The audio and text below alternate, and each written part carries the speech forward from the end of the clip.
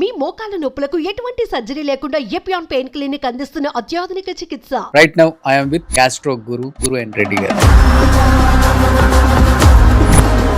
Sir ఎన్ని ఏంటి shields ఎవరో ఏదో ఇస్తుంటారు. ఓకే, నేను అమ్మడానికి పెట్టాను. కొంటావా? నేనైతే హాస్పిటల్ కొందాం అనుకుంటున్నాను. నాకు జాబ్ చేయాలని ఉంది. కొనేసి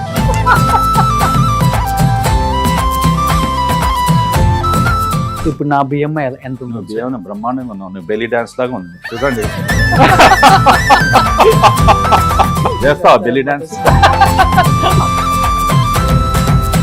నిజంగా చెప్తున్నాను, మా హాస్పిటల్లో 18 ఫ్లోర్స్ తిరగడానికి సుమారుగా 6 గంటలైనా పడుతుంది. నా వల్ల ఇప్పుడు ఈ రోజు హాస్పిటల్ చూస్తున్నారు. Thanks you very much. రోజు రారా అయ్యా.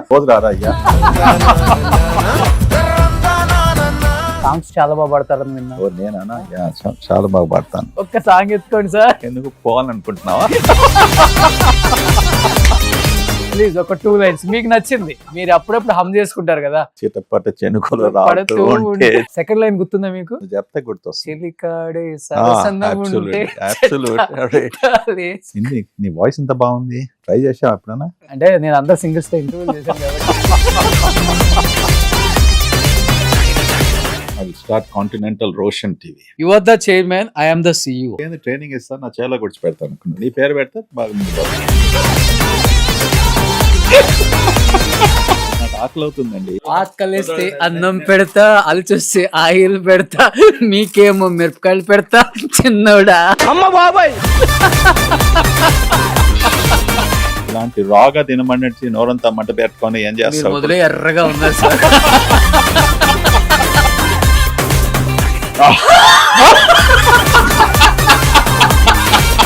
సినిమా ఇండస్ట్రీకి హాస్పిటల్ ఇండస్ట్రీకి పెద్ద తేడా లేదు సార్. వాళ్ళేమో ప్రొడ్యూసర్స్ ఇష్టానికి రేట్లు పెంచేసి 100 కోట్లు 200 కోట్లు రెమ్యునరేషన్ అని చెప్పేస్తారు. చేసే డాక్టర్స్ కూడా మైండ్ సెట్ ఏమైపోయిందంటే, కాంటినెంటల్ గురురెడ్డి గారు ఇవ్వకపోతే ఇంకొక పుల్లారెడ్డి ఇస్తాడు. ఇస్తారా సస్తారా వెళ్ళిపోమంటారు. అట్లా అయిపోయారు కదా డాక్టర్స్ కూడా. అది 100% నిజం.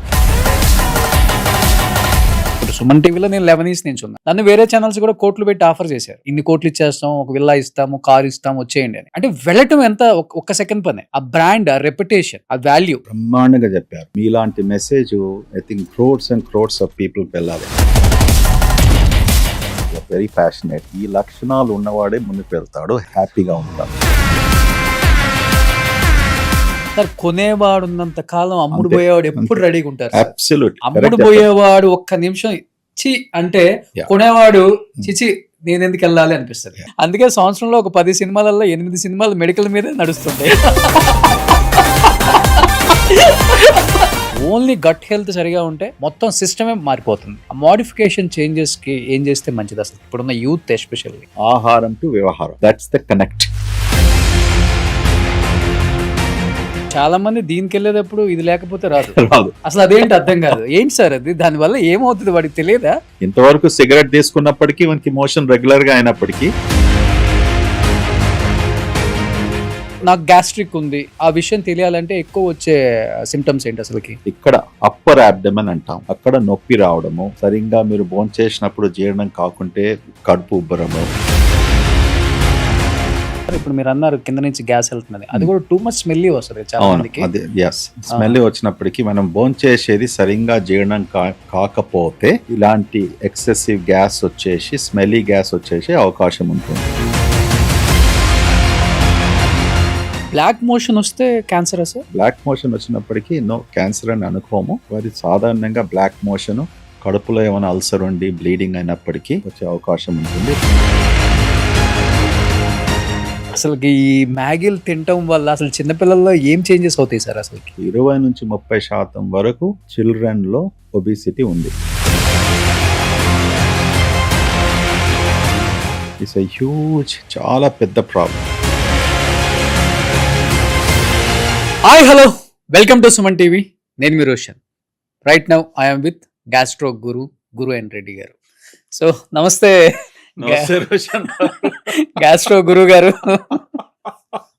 వస్తుంటే బర్ఫింగ్ ఎప్పుడప్పుడు డాక్టర్ గారి దగ్గర చూపించుకుందామని. యాక్చువల్లీ నిన్న నాకు అపాయింట్మెంట్ ఉండే, ఫుల్ తేపులు అండి. మా వాళ్ళు చెప్పారు Continental managing director, chairman, founder Guru and Reddy గారితోనే ఉంది అంటే ఎవరిని అడిగినా కానీ గ్యాస్ట్రో గురువు దగ్గరికి వెళ్తూ మళ్ళీ ఎందుకు వేరే డాక్టర్ దగ్గరికి రాగానే చెక్ చేయించుకుందాం అనుకున్నాను. బట్ మిమ్మల్ని చూస్తే బర్ఫింగ్ పోయింది సార్. రోషన్ గారు, అది మీరు ఆహ్వానించినట్టు పిలుపా లేకుంటే అవేళన చేసినట్టు అయ్యో మీరు చూడండి, మీ గురించి వింటూ వస్తున్నాను. అదివరకే ఇప్పుడు what is the message there అండి? ఏ రోగం వచ్చిన వాళ్ళైనా డాక్టర్ దగ్గరికి వెళ్ళే వరకు ఆ రోగం ఉంటుంది మనతో పాటు. అంతే. డాక్టర్ చూడగానే పోద్ది ఎందుకో. కరెక్టే, నిజమే అది. అవును కదా. 60% వరకు డాక్టర్ మంచిగా ఉంటే, ఎస్పెషల్లీ నీలాంటి హ్యాండ్సమ్ పర్సన్ ఉంటే ఇంకా 80% అయిపోతుంది. That's good. Okay, thank you నీకైనా ట్రైనింగ్ ఇస్తాను, నా చేలో గుడిచి పెడతాను అనుకున్నాను. Thank you so much sir.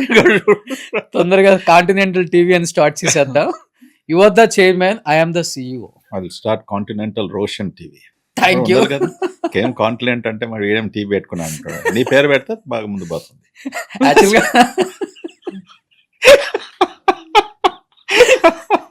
యాక్చువల్గా కాంటినెంటల్ అనగానే ఫస్ట్ అందరికి గుర్తొచ్చేది కాఫీ కదా. చాలా మంచి పరిచయం, కాంటినెంటల్ కాఫీ ఫౌండర్. అవును, చాలా రోజులు వచ్చాయి. సో కాంటినెంటల్ హాస్పిటల్స్ నిజంగా చెప్పాలంటే సార్, నేను 11 years అయిపోయింది మీడియాకి వచ్చి. 12th year నేను ఈ సైడ్ షూట్లకు వచ్చినప్పుడు తర్వాత ఓల్డ్ కాంటినెంటలే ఉండేది. ఈ ఒక్క బిల్డింగే కనిపించేది, ఐకానిక్ టవర్. ఎక్కడికో కనిపించేది మాకు. మేము అనుకునే వాళ్ళం, మీరు ఏమనుకున్నట్టు చెప్పనా, ఈయనేంటి ఇంత పిచ్చోడు ఇంత దూరం తీసుకొచ్చి పెట్టేశారు, పేషెంట్స్ ఇంత దూరం వస్తారా. మీరు ఒక్కడే అనలేదు, చాలా మంది అన్నారు నేను పిచ్చోడని. కానీ ఎప్పుడు సైకాట్రిస్ట్ కన్సల్టేషన్ తీసుకోలేదు. రోజు అది టైం పట్టింది హీల్ అయ్యడానికి. ఓకే, ప్రజల అభిప్రాయం మార్చుకున్నారు. గుడ్. ఓకే, అప్పుడు నేను స్మార్ట్ అంటారు. రిటర్న్ వెళ్ళేటప్పుడు ఒకసారి లోపలికి వెళ్ళి చూద్దాం, అట్లీస్ట్ పేషెంట్స్ ఎంతమంది ఉన్నారు, ఇంత పెద్ద హాస్పిటల్ 7 star కూడా సరిపోదు, అట్లా పెట్టారు ఇక్కడ. అప్పుడు అలానే ఉన్నారు పేషెంట్స్, ఇప్పుడు మళ్ళీ పైకి ఎక్కుతున్నారు, ఇప్పుడు అలానే ఉన్నారు. ఆ ట్రస్ట్ నిలబెట్టుకున్నారు సార్. That's too great. అది నేను మంచి పనే చేశాను కదా. అప్పుడు ఏర్పరిచింది హాస్పిటల్ ముందు దృష్టితో. అవును. సో ఇప్పుడు మీ మీద నాకు ఒక మంచి ఒపీనియన్ వచ్చింది. థ్యాంక్ యూ అండి. somebody is thinking good about me. నిజంగా గ్రేట్ సార్. ఎందుకంటే గ్యాస్ట్రిక్ సంబంధించి ఏదన్నా అవేర్నెస్ వీడియో కావాలి అంటే ఎవరి ఇంట్లో అయినా మొబైల్లో first Guru and Reddy videos అనే ఓపెన్ చేస్తున్నారు. ఎందుకంటే భయం లేకుండా, ప్యానిక్ అవ్వకుండా, ఒక పేషెంట్ మీ దగ్గరికి రాకపోయినా, ఆన్లైన్ కన్సల్ట్ అవ్వకపోయినా ఒక సొల్యూషన్ ఇస్తున్నారు. That's too great. ఎక్కడి నుంచి వచ్చింది అది అట్లా చెయ్యాలి ఇవ్వాలని? అంటే ఫస్ట్లో నుంచే ఉందా, లేకపోతే తర్వాత అవేర్నెస్ కావాలని చెప్పి మీరు స్టార్ట్ చేశారు అసలుకి? మనం ఈ మెడికల్ ప్రొఫెషన్లో చేరాలనుకున్నప్పుడు ఓకే, ముఖ్యంగా కేవలం ఒక MBBS డిగ్రీ అని ఆ స్టూడెంట్ అనుకోకూడదు. యూనో ఈ ప్రొఫెషన్ను చూస్ చేసుకోకముందు నీ పర్సనాలిటీ ఎలా ఉంటుంది అంటే, ముఖ్యంగా నువ్వు తట్టుకోగలుగుతావు నీ జీవితంలో. అంటే పేషెంట్స్కు బాధ ఉన్నప్పుడు 24/7 వాళ్ళకు మనం అవైలబుల్గా ఉండవలసి వస్తుంది. ఎన్నో సాక్రిఫైజెస్ ఉంటాయి. ఓకే, ఇవన్నీ ఆలోచించుకొని అర్థం చేసుకుంటూ ఓకే, పేషెంట్స్ కేవలం ఒక డిసీజు జబ్బు ట్రీట్మెంట్ కాదు. ఓకే, మనకు కావాల్సింది వాళ్ళ ఎమోషనల్ స్టేటు, మన ఎంపతి అంటాము. వాళ్ళకి ఎలా మనం అర్థం చేసుకోలాగా వాళ్ళకున్న ప్రాబ్లమ్స్ అన్నీ, కేవలం జబ్బు ప్రాబ్లమ్స్ కాకుండా మెంటల్ స్టేటు, ఓకే, వాళ్ళ వ్యవహారము, వాళ్ళ ఫ్యామిలీ సిచ్యువేషను, ఇవన్నీ కూడా అర్థం చేసుకున్న డాక్టర్ ఆల్వేస్ గొప్ప డాక్టర్ అవుతాడు. దాని కొరకు ఇంతకుముందు ఎన్నోసార్లు చెప్పినప్పటికీ దానికి డాక్టర్ కదా టైం ఉండాలి, మన సహానుభూతి, all of these things characters ఉండాలి. అలా ఆ వయసు నుంచి, అనగా మెడికల్ స్కూల్ నుంచి ఈ క్యారెక్టర్ బిల్డప్ చేసుకున్న డాక్టర్స్ వాళ్ళు పేషెంట్స్కు కంఫర్టబుల్గా ట్రీట్ చేస్తూ వాళ్ళు బాగా సక్సెస్ఫుల్ అవుతారు. So father of modern medicine William ఆస్లర్ అంటాం. ఆయన ఏమన్నాడంటే, a good doctor treats the disease, but a great doctor treats the patient. Okay, so disease అందరూ సులభం, స్పెషలీ ఈ సెంచురీలో algorithms, AI, textbooks, Claude, all of these things, 5 minutes మీరు information చేసుకొని పేషెంట్కి ఏం ట్రీట్మెంట్ ఇవ్వాలనేసి కూడా అంత ప్రెసిషన్గా మనకు ఇన్ఫర్మేషన్ అవైలబుల్ ఉంది. That's not the greatness. But ఆ పేషెంట్కు మీరు ఎలాగా మీతో కన్సల్ట్ చేసిన తర్వాత తృప్తిగా వెళ్తారు, మీరు చెప్పింది ట్రస్ట్ చేస్తారా, ఓకే ఇది డాక్టర్ నిజంగా చెప్తున్నాడా, ఆల్ దీస్ ఫ్యాక్టర్స్ సమకూర్చుకొని, ఓకే మీరు ఇప్పుడే మొదల్లో నాకు పేపులు వస్తున్నాయి, కడుపు ఉబ్బరము, నన్నేమో పేరు పెట్టారు కదా, గురు అని ఏమో చెప్పారు కదా ఇప్పుడే, గ్యాస్ట్రో గురు అని చెప్పారు కదా. Okay thank you, I'll take that is a compliment now. So అన్నప్పటికీ ఆ పేషెంట్స్కి ఇవన్నీ ప్రాబ్లమ్స్ ఉన్నప్పటికీ you need to look from a different angle. And చాలా మటుకు నిజంగా చెప్తున్నాను, 50 to 60% వరకు there is no disease. Literally there is no disease. It all depends upon your state of mind, what you're eating, what are the stress levels, what are the anxiety. ఇవన్నీ ఉన్నవారికి, నిద్ర సరిగా పట్టవారికి this GI ట్రాక్లో influence అవుతుంది. Okay okay so but గురువేంద్ర Reddy గారు అంటే సైంటిఫిక్గా gas related ulcer వీటి మీద చాలా వీడియోస్ మీరు చేశారు కాబట్టి దాని గురించి నేను కొంచెం ఒక 2-3 నిమిషాల తర్వాత దాని లోపలికి వెళ్తాను. దానికన్నా ముందు అడగాలనుకుంటున్నా ఏంటి అంటే, పాత రోజుల్లో చూసిన డాక్టర్స్కి ఇప్పుడు డాక్టర్స్కి చాలా డిఫరెన్స్ ఉంది. ఒకప్పుడు ఏంటంటే డాక్టర్ అనే వ్యక్తి ఒక పేషెంట్కి ఫ్యామిలీ కన్నా ఎక్కువ వాల్యూ ఇచ్చేవాడు. ఆ ప్రొఫెషన్ అంటే ఆ కోట్ వేసుకున్నంత వరకు, అంటే మాకు డబ్బులు చేత కాదు సార్, ఆపరేషన్ ఇప్పుడు లేకపోతే చచ్చిపోతాడు అంటే ముందు ఆపరేషన్ చేసేసి బిల్లు కట్టపోయినా డిశ్చార్జ్ చేసిన రోజులు చూసాం. బట్ ఇప్పుడున్న డాక్టర్స్, అందరు కాదు కొంతమంది, ఇప్పుడున్న డాక్టర్స్ ఏంటంటే చచ్చిపోయినా కానీ బిల్లు కట్టిన దాకా శవాన్ని కూడా ఇవ్వట్లేదు. చాలా కమర్షియల్ అయిపోయింది హాస్పిటల్స్. అంటే నేను తప్పు పట్టట్లేదు, నిజంగా చెప్తున్నాను. కొన్ని సిచ్యువేషన్స్లో నేను చూశాను కాబట్టి కళ్ళతో. ఈరోజు ఏంటంటే 7 స్టార్ మించి హాస్పిటల్స్ కట్టేస్తున్నారు. వాటి మెయింటెనెన్స్, డాక్టర్స్ నేను కాదని చెప్పను. ఏం చెప్తారు దానికి? అప్పుడున్న డాక్టర్స్కి ఇప్పుడున్న డాక్టర్స్కి ఆ వాల్యూ, ఆ ఎథికల్ వాల్యూస్ ఉన్నాయి అసలుకి మెయింటైన్ చేస్తున్నారా? అప్పుడున్న డాక్టర్స్ కూడా పేషెంట్స్ మరణించేవాళ్ళు. ఓకే, ఒక ఎక్సెప్షన్ ఏముందంటే డాక్టర్ పేరు ఎంత పెద్దగా ఉండి ఎంత పొడుగుగా ఉన్నప్పటికీ పేషెంట్స్ చనిపోయినప్పటికీ ప్రజలు అనుకునే వాళ్ళు ఇంత పెద్ద డాక్టర్ కదా, నిజంగా చనిపోయాడా, డాక్టర్ ఏం తప్పు చేయలేదనేసి. ఓకే, ఇక్కడనే కాకుండా బయట ప్రపంచంలో కూడా the bigger the name of the doctor, okay lesser the attention given to complications and death. ఇది లోక సహజం. ఓకే, ఒక బిజీగా ఉన్న డాక్టరు, పెద్ద డాక్టర్ అన్నప్పటికీ ఏమైనా పేషెంట్కు కాంప్లికేషన్ వచ్చేసి చనిపోయినప్పటికీ డాక్టర్ తప్పు కాదు అని ఫ్యామిలీ మెంబర్స్కు అందరికి కూడా ఆ కన్విక్షన్ ఉంటుంది అన్నట్టు. ఓకే, సో ఇప్పుడు ప్రస్తుతానికి మీరు అన్నట్టు చనిపోయినప్పుడు కూడా, చనిపోయిన తర్వాత కూడా ట్రీట్మెంటు ఇస్తున్నారు అనేసి డాక్యుమెంట్ చేసి పేషెంట్ దగ్గరికి వెళ్ళి డబ్బులు తీసుకున్నారు అనేసి చాలా మటుకు కొద్దిగా జర్నలిస్టిక్ ఎగ్జాజరేషన్ ఉంటుందండి. ఇలాంటి తప్పులు జరుగుతాయేమో. ఓకే, కొన్ని చోట్ల కానీ మానవత్వం ఉన్న డాక్టర్సే కానీ ఆపరేషన్ పర్సన్స్, ఓనర్స్ ఇదంతా కూడా యూజువల్లీ చెయ్యరు. నాకు అది somewhere something but happen. Okay, ఇప్పుడు పేషెంట్ ఎలా ఎగ్జాజరేట్ చేస్తారంటే నేను అనుకుంటున్నాను, ఓకే పేషెంట్ మరణించిన తర్వాత ఇమీడియట్లీ మనం స్టాప్ చేయం కదా. ఓకే, డెత్ ఈస్ డిక్లేర్డ్ అయిపోయిన ఐవి పోల్ ఉంటుంది, ఏమైనా IV fluids something is going on and whatever that is పోయినప్పటికీ అది స్టాప్ చేస్తారు, అది తీసేస్తారు, మనం మార్చిల్కి పంపిస్తారు, అవన్నీ ఖర్చులు కూడా ఉంటాయి కదా. సో ఎక్కడ వీళ్ళు ఫుల్ స్టాప్ పెట్టేసి, ఓకే ఎక్కడి నుంచి వాళ్ళు డిక్లేర్ చేస్తున్నారు డెత్, ఈ ఇంకా పేషెంట్ ట్రీట్ చేస్తున్నప్పటికీ ఎక్కడ బిల్లింగ్ అవుతుంది. Okay, the billing will go on till patient మార్చరీకి వెళ్ళేసి పేషెంట్ అప్పుడు బిల్ సెటిల్ చేసుకుంటారు, దాని తర్వాత వెళ్తారు. కానీ ట్రీట్మెంట్ ఎవరు చేస్తారండి? It is very unusual. Maybe జరుగుతుండొచ్చు, ఐ డోంట్ నో. అంటే ఈ పేషెంట్ చనిపోయిన తర్వాత 4 hours అవుతుందా, 6 hours అవుతుందా, డెత్ డిక్లేర్ చేయలేదు. ఓకే, నర్స్ అటెన్షన్ లేదేమో, అక్కడ డాక్టర్ లేడేమో, ట్రీట్మెంట్ డిస్కంటిన్యూయింగ్, సైలెంట్ డెత్స్లో అయినప్పటికీ ఇమీడియట్లీ డిక్లరేషన్ చేయలేదేమో. So maybe in these situations అలాగ అవుతుందేమో. సో అది కొద్దిగా మనం డీటెయిల్గా పరిశీలించాలి. We need to analyse that very thoroughly. అటువంటి కేసెస్ను మన మెడికల్ చార్ట్స్ ఒక కమిటీ పెట్టేసి థరోగా రివ్యూ చేసినప్పటికీ ఆ నిర్ణయానికి రావాలి. చనిపోయిన తర్వాత కూడా ట్రీట్మెంట్ చేస్తున్నారు అనేసి. ఓకే, యా, ఇటువంటి చేసినప్పటికీ వాళ్ళకు I feel strongly you know penalty, punishment, శిక్ష యూనో బాగా ఎక్కువగా ఉండాలి, మళ్ళీ అటువంటి తప్పులు చేయకుండా. Why I'm asking these questions to you sir, every 5 minutesకి ఒకరు చనిపోతున్నారు, ఎవ్రీ 10 minutesకి ఒక హాస్పిటల్ ముందు ధర్నా జరుగుతుంది. See, I'll tell you again. Okay. So, let me understand మీరు కరెక్ట్గా చెప్తున్నారు అనేసి. పేషెంట్లో ఒక పేషెంట్ను హాస్పిటల్లో చేర్చిన తర్వాత ఓకే ఎక్స్పెక్టేషన్స్ ఎక్కువగా ఉన్నప్పటికీ ఓకే పేషెంట్స్కి ఏముంటుంది, ఫ్యామిలీ మెంబర్స్కు ఈ హాస్పిటల్కి తీసుకొచ్చాము, పేషెంట్ బ్రతకాలి, వాళ్ళను అండర్స్టాండ్ చేసుకోవడంలో చాలా మటుకు తప్పులు జరుగుతాయి. ఒక పేషెంట్ హార్ట్ అటాక్తో వచ్చాడు ఎమర్జెన్సీ రూమ్కు. ఓకే, హార్ట్ అటాక్ వచ్చినప్పటికీ heart is not pumping well.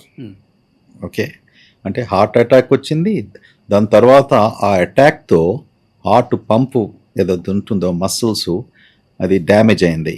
So ejection fraction అంటాము, లేకుంటే కంజెస్టివ్ హార్ట్ ఫెయిల్యూర్లో ఉంటాడు. కానీ పేషెంట్స్ ఫ్యామిలీ ఇవన్నీ అర్థం చేసుకోవడానికి కొంతమంది ఎంత మంచిగా ఎక్స్ప్లెయిన్ చేసినా కూడా కార్డియాలజిస్టే కానీ డాక్టర్సే కానీ వాళ్ళు ఏమనుకుంటారు, ఇది హార్ట్ అటాకే కదా. ఓకే, డాక్టర్ తీసుకెళ్ళాడు క్యాత్ ల్యాబ్కు, డాక్టర్ స్టెంట్ వేశాడు, తర్వాత పేషెంట్ 10 నిమిషాల్లో చనిపోయాడు. ఓకే, అండ్ ఇదిగా నిజంగా అయ్యే సిచ్యువేషన్. ఓకే, ఏ స్థితిలో పేషెంట్ని తీసుకెళ్ళాడు, ఇప్పుడు స్టెంట్ ఆ పేషెంట్కి ఇవ్వకుంటే దెన్ పేషెంట్ ఎలాగో చనిపోతాడు. ఆ స్థితిలో మనం చేసినప్పటికీ హై రిస్క్ పేషెంట్ అంటాం. ఓకే, సో పేషెంట్స్ మేము కన్సెంట్ తీసుకుంటాం కదా, పేషెంట్ వచ్చినప్పుడు మంచి హాస్పిటల్లో డాక్టర్ అంతా ఎక్స్ప్లెయిన్ చేసి వీడియో కన్సెంట్ మేము తీసుకుంటాం, వీడియో రికార్డింగ్తో చేసుకుంటాము, తీసుకోవాలి కూడా. ఎక్స్ప్లెయిన్ చేస్తూ ఈ పేషెంట్ హై రిస్క్ ఇది చేసినప్పుడు కూడా కేవలం 30% వరకు ఆయన బ్రతకవచ్చు, 80%, 70%, 80% ఆయన లేకపోవచ్చు. ఓకే, అది గంట సేపట్లో ఏమైనా ప్రాబ్లం కావచ్చు, 24 hours. ఇలాగా ఎక్స్ప్లెయిన్ చేసిన తర్వాత ఏ ఫ్యామిలీ కూడా దే షుడ్ నాట్ రివోల్ట్, డాక్టర్ను లేకుంటే హాస్పిటల్ను తప్పు పట్టకూడదు. ఓకే, చాలా మటుకు ఈ అండర్స్టాండింగ్ లేని సిచ్యువేషన్స్లో అండ్ ఇది పేషెంట్స్ స్పెషల్లీ యంగ్ ఉన్నప్పుడు ఒక 40-45 ఏళ్ళ వయసున్న పేషెంట్ హాస్పిటల్కి వచ్చేసి హార్ట్ అటాక్తో చనిపోయినప్పటికీ ఎవరికైనా బాధ అవుతుంది కదా. First thing they will think ఏదో తప్పు చేశారు, డయాగ్నోసిస్ సరిగ్గా చేయలేదు, ప్రొసీజర్ చేయకుంటే బాగుండేది, ఇవన్నీ కూడా ఆలోచిస్తారు. So every situation is different అండి.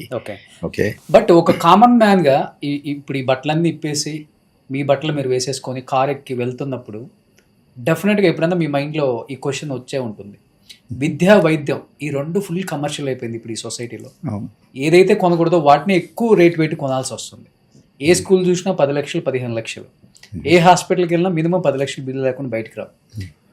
ఏమనిపిస్తుంది సార్? ఇప్పుడు మనం ఇండియాలో ఇప్పుడు నేను అమెరికాలో అన్ని ఏళ్ళు ఉన్నాను కదా, అక్కడ సిస్టమ్ నుంచి నాకు చాలా అనుభవం ఉంది. ఓకే, ఇప్పుడు కూడా నేను రెగ్యులర్ టచ్లో ఉంటాను.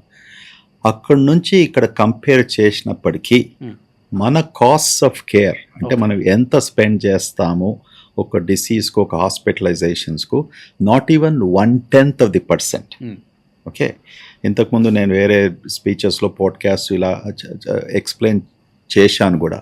అనగా ఏమవుతుందంటే ఆ 1/10 స్పెండ్ చేసినప్పటికీ కూడా అది ఎవరిస్తున్నారు పైసలు? ఈ వెస్టర్న్ కంట్రీస్లో, అడ్వాన్స్ ఇండస్ట్రియలైజ్ నేషన్స్లో థర్డ్ పార్టీ పేమెంట్ అంటాం. అనగా ఇన్సూరెన్సా లేకుంటే గవర్నమెంటా? Okay, somebody is paying that. Okay, majority of the times out of pocket expenses అంటాం. అంటే అవుట్ ఆఫ్ పాకెట్ అంటే గవర్నమెంట్ ఇచ్చిన తర్వాత కూడా మన జేబు నుంచి కేవలము 10% 20% ఖర్చు పెడతాం. పెద్ద కార్పొరేట్ హాస్పిటల్స్కి ఆరోగ్యశ్రీ వస్తుందా? తీసుకుంటున్నారా? తీసుకున్నా వాళ్ళకి న్యాయం చేయగలుగుతున్నారా? ఓకే, అది ఎవరు తప్పు చేస్తున్నా? ఆరోగ్యశ్రీలో 1,20,000కు నువ్వు బైపాస్ సర్జరీ చేయమంటున్నావు. ఓకే, ఆలోచించుకోండి, 1,20,000కు బైపాస్ సర్జరీ చేయమన్నప్పటికీ ఆ కార్డియోథొరాసిక్ సర్జన్ అయితే ఆపరేట్ చేస్తున్నాడో ఆయన శాలరీ ఎంత ఉంటుందండి? Nothing is less than 8 to 12 to 14 lakhs. Okay, అదొకటి డాక్టర్ కాస్ట్. రెండోది ఆ సర్జరీ చేసినప్పటికీ ఓటీలో ఎంతమంది హెల్ప్ కావాలి? నీకు పర్ఫ్యూజనిస్ట్ ఉండాలి, ట్రైన్డ్ సిటీవీఎస్ నర్సెస్ ఉండాలి, అనస్థిషియాలజిస్ట్ ఉండాలి, సర్జరీ తర్వాత ఐసీయూకు వెళ్ళాలి, ఐసీయూలో క్రిటికల్ కేర్ కన్సల్టెంట్స్ ఎక్స్పీరియన్స్ ఉన్న ఎవరికైతే ఎక్స్పీరియన్స్ ఈ కార్డియాక్ పేషెంట్స్ మేనేజ్మెంట్ చేసే ఎక్స్పీరియన్స్ ఉండాలి. ఓకే, దాని తర్వాత 4-5 రోజులు వాళ్ళు 5-6 రోజులు ఐసీయూలో ఉంటారు. ఓకే, ఎన్నో మెడికేషన్స్, ఎన్నో మందులు ఇవ్వాల్సి వస్తుంది. ఎక్కడి నుంచి అండి? ఒకరు లెక్కేసి చేసుకున్నప్పటికీ దెర్ ఇస్ నో వే. అంటే ఇప్పుడు సినిమా ఇండస్ట్రీకి హాస్పిటల్ ఇండస్ట్రీకి పెద్ద తేడా లేదు సార్. వాళ్ళేమో ప్రొడ్యూసర్ సిస్టానికి రేట్లు పెంచేసి 100 కోట్లు 200 కోట్లు రెమ్యునరేషన్ అని చెప్పేస్తారు. సో ఎవరైతే టికెట్ కొనాలో వాడికి 1000 రూపాయలు 2000 వేసేస్తారు పాపం. ఫ్యామిలీ వెళ్ళాలంటే 10,000. లైక్ వైజ్ హాస్పిటల్స్ కూడా అంతే. అపోలో వచ్చింది, కాంటినెంటల్ వచ్చింది, లేకపోతే మెడికవర్ వచ్చింది, నెక్స్ట్ సింధు వచ్చింది, నెక్స్ట్ కిమ్స్ వచ్చింది. ఒకళ్ళని చూసి ఒకళ్ళు 7 స్టార్ కార్పొరేట్ వేరే లెవెల్ వెళ్ళిపోయింది ఇప్పుడు హాస్పిటల్స్. అంటే దూరం నుంచి చూస్తే అక్కడ ఒక పెద్ద 7 స్టార్ హోటల్ ఉంది అనుకుంటా కదా, అనుకుంటాం మనం. ఇప్పుడు డాక్టర్స్ కూడా మైండ్ సెట్ ఏమైపోయిందంటే, కాంటినెంటల్ గురురెడ్డి గారు ఇవ్వకపోతే ఇంకొక పుల్లారెడ్డి ఇస్తాడు, పుల్లారెడ్డి ఇవ్వకపోతే ఎల్లారెడ్డి ఇస్తాడు. మీరు 30 ఇస్తున్నారా, వాడు 50 ఇస్తా అన్నాడు. వాడు మీరు 50 ఇస్తున్నారా, మాకు 1 కోటి ఇస్తా అన్నారు. మీరు 1 కోటి ఇస్తున్నారా, 1.5 కోటి ఇస్తా అన్నారు. ఇస్తారా, సస్తారా, వెళ్ళిపోమంటారు. అట్లా అయిపోయారు కదా డాక్టర్స్ కూడా. అబ్సల్యూట్లీ అది 100% నిజం. దాని గురించి నేను అస్సలు సపోర్ట్ లేదు నాది. ఓకే, ఇలాంటి మన సమాజంలో జరుగుతుంది కనుక that problem is affecting the patient care. Okay, doctors ఉన్నప్పటికీ కూడా ప్రతి డాక్టర్తో ఒక విలువ ఉంటుంది. ఆ విలువను నువ్వు ఆర్టిఫిషియల్ ఇంతగానం పెంచేసినప్పుడు ఓకే, ఇది ఎవరికి బాధ అవుతుంది? నువ్వు అన్నెసెసరీ ఆ డాక్టర్ను నువ్వు ఫోర్స్ చేస్తున్నావు. నువ్వు ఇన్ని ప్రొసీజర్స్ చేయరా, ఇది చేయరా, అది చేయరా, లేకుంటే how are you going to compensate? వాని మీద ఒత్తిడి పెట్టినప్పటికీ ఇన్ని లక్షలు ఇచ్చేసి నువ్వు హైర్ చేస్తున్నావు, అది మనం పోచింగ్ అంటాము. అది చాలా తప్పు జరుగుతుంది. మళ్ళీ మూవీ ఇండస్ట్రీలో జరగది. It's an art. If an actor does not do well, ఆ మూవీ ఫ్లాప్ అవుతుంది. అంతే కదా. వాడు ఇంకోటి వచ్చేసి వానికి డబుల్ రేట్ ఇచ్చేసి తీసుకోడు కదా, అంతే కదా. So there is no comparison there.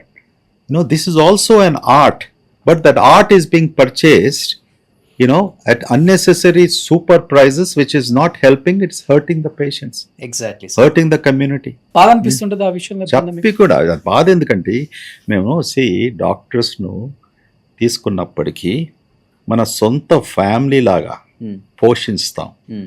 Raising like your children or your family, like your brothers, like your sisters. వాళ్ళకు ఎన్నో విషయాల్లో అవగాహన కలిగిస్తాము, సపోర్ట్ చేస్తాము.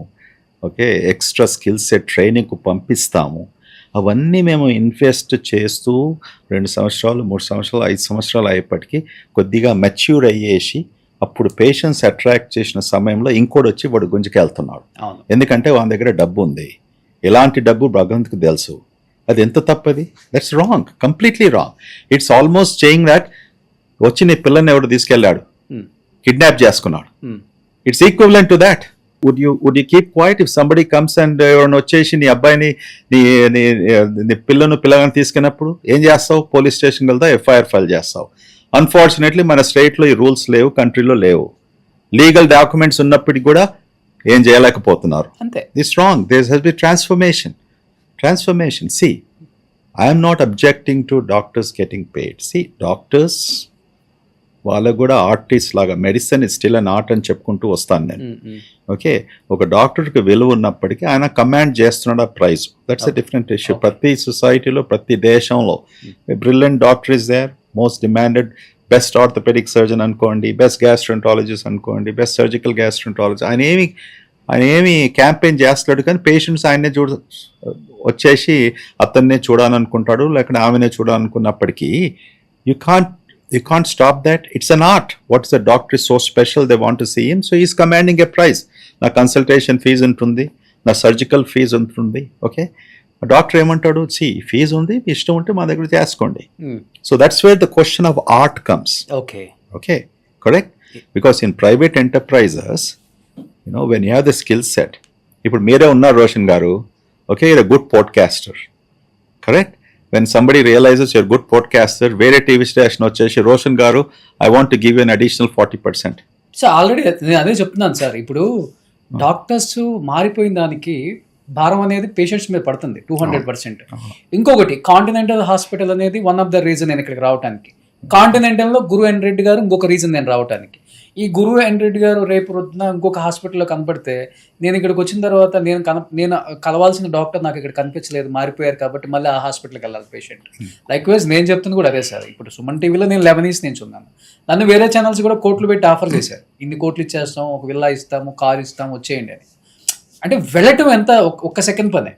ఆ బ్రాండ్, ఆ రెప్యుటేషన్, ఆ వాల్యూ. ఇప్పటి వరకు కాంటినెంటల్ అన్నారు, ఇప్పటి వరకు సన్షైన్ అన్నారు, ఇప్పటి వరకు సింధు అన్నారు, ఇప్పటి వరకు కిమ్స్ అన్నారు. అదేంటి డాక్టర్ ఇలా మారిపోతున్నారు అనేది కూడా బయటకు వచ్చేస్తారు కదా. రెప్యుటేషన్ బ్రహ్మాండంగా చెప్పారు. మీలాంటి message I think crores and crores of పీపుల్కి వెళ్ళాలి. See that is a thing.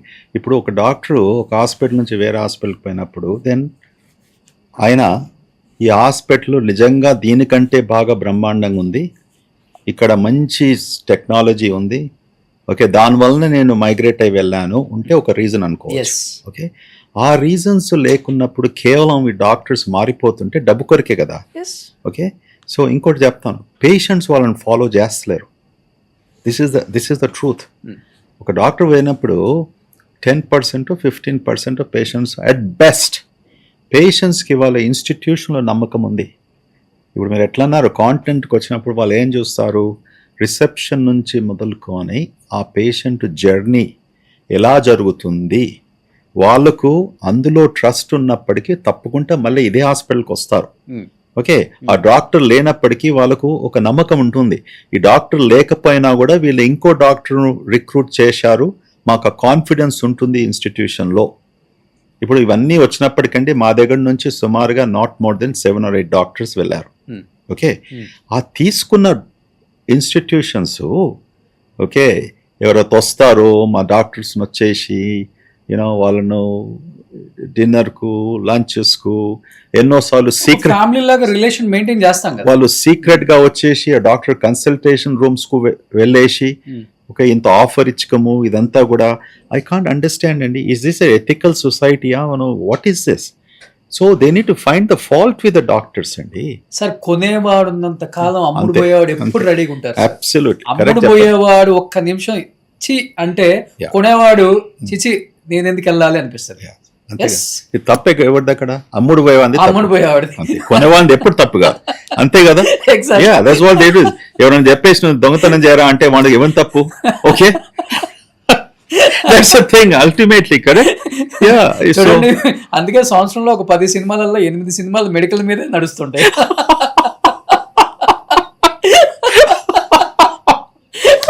So true. Super. ఏంటంటే ఇదంతా తెలియాలి వ్యూయర్స్ కూడా. హెల్త్ అపార్ట్ ఫ్రమ్ హెల్త్ తెలియాలి, అసలు ఏది నడుస్తుందో అట్లీస్ట్ తెలుసుకోవాలని అడిగాను. అట్లీస్ట్ ఎనీహౌ ఇప్పుడు ఏ బిర్యానీ షాప్కి వెళ్ళినా, ఎక్కడికి వెళ్ళినా గ్రాస్ స్టవ్ గురువు పక్కన పెడితే మా బిర్యానీ రెడ్డి అంటున్నారు. కాదు, డిమాండ్ పెంచేశారు మొత్తం అన్ని షాపులకి. మీరు అదో పని చేద్దాం. ఓకే, మీరు అంటున్నారు కదా చాలా మంది బిర్యానీతో నా పేరుతో అసోసియేట్ చేస్తున్నారని, మీ వీడియో పెట్టేస్తున్నారు అక్కడ. మన ఒక బిర్యానీ బ్రాండ్ మొదలు పెట్టేసి ఆ బిజినెస్ కి వెళ్దాం. ఎందుకే తలకా నొప్పి, ఈ డాక్టర్ వెళ్తున్నాడు, ఆ డాక్టర్ వస్తున్నాడు, ఇన్స్టిట్యూషన్ అనేసి. ఏం రోషన్, రెడీ ఉన్నావా? Ready sir. మా ఛానల్ తో ఉండి ఏ కంపెనీకి అయినా బిజినెస్ అయినా అసోసియేషన్ అవుతా. Oh my goodness, this is interesting. కానీ నిజంగా సార్, అంటే అందరూ అంటారు బ్రెయిన్ చాలా షార్ప్ గా ఉండాలి, బ్రెయిన్ సరిగా పనిచేయకపోతే మనిషి బతుకే వేస్ట్ అంటారు.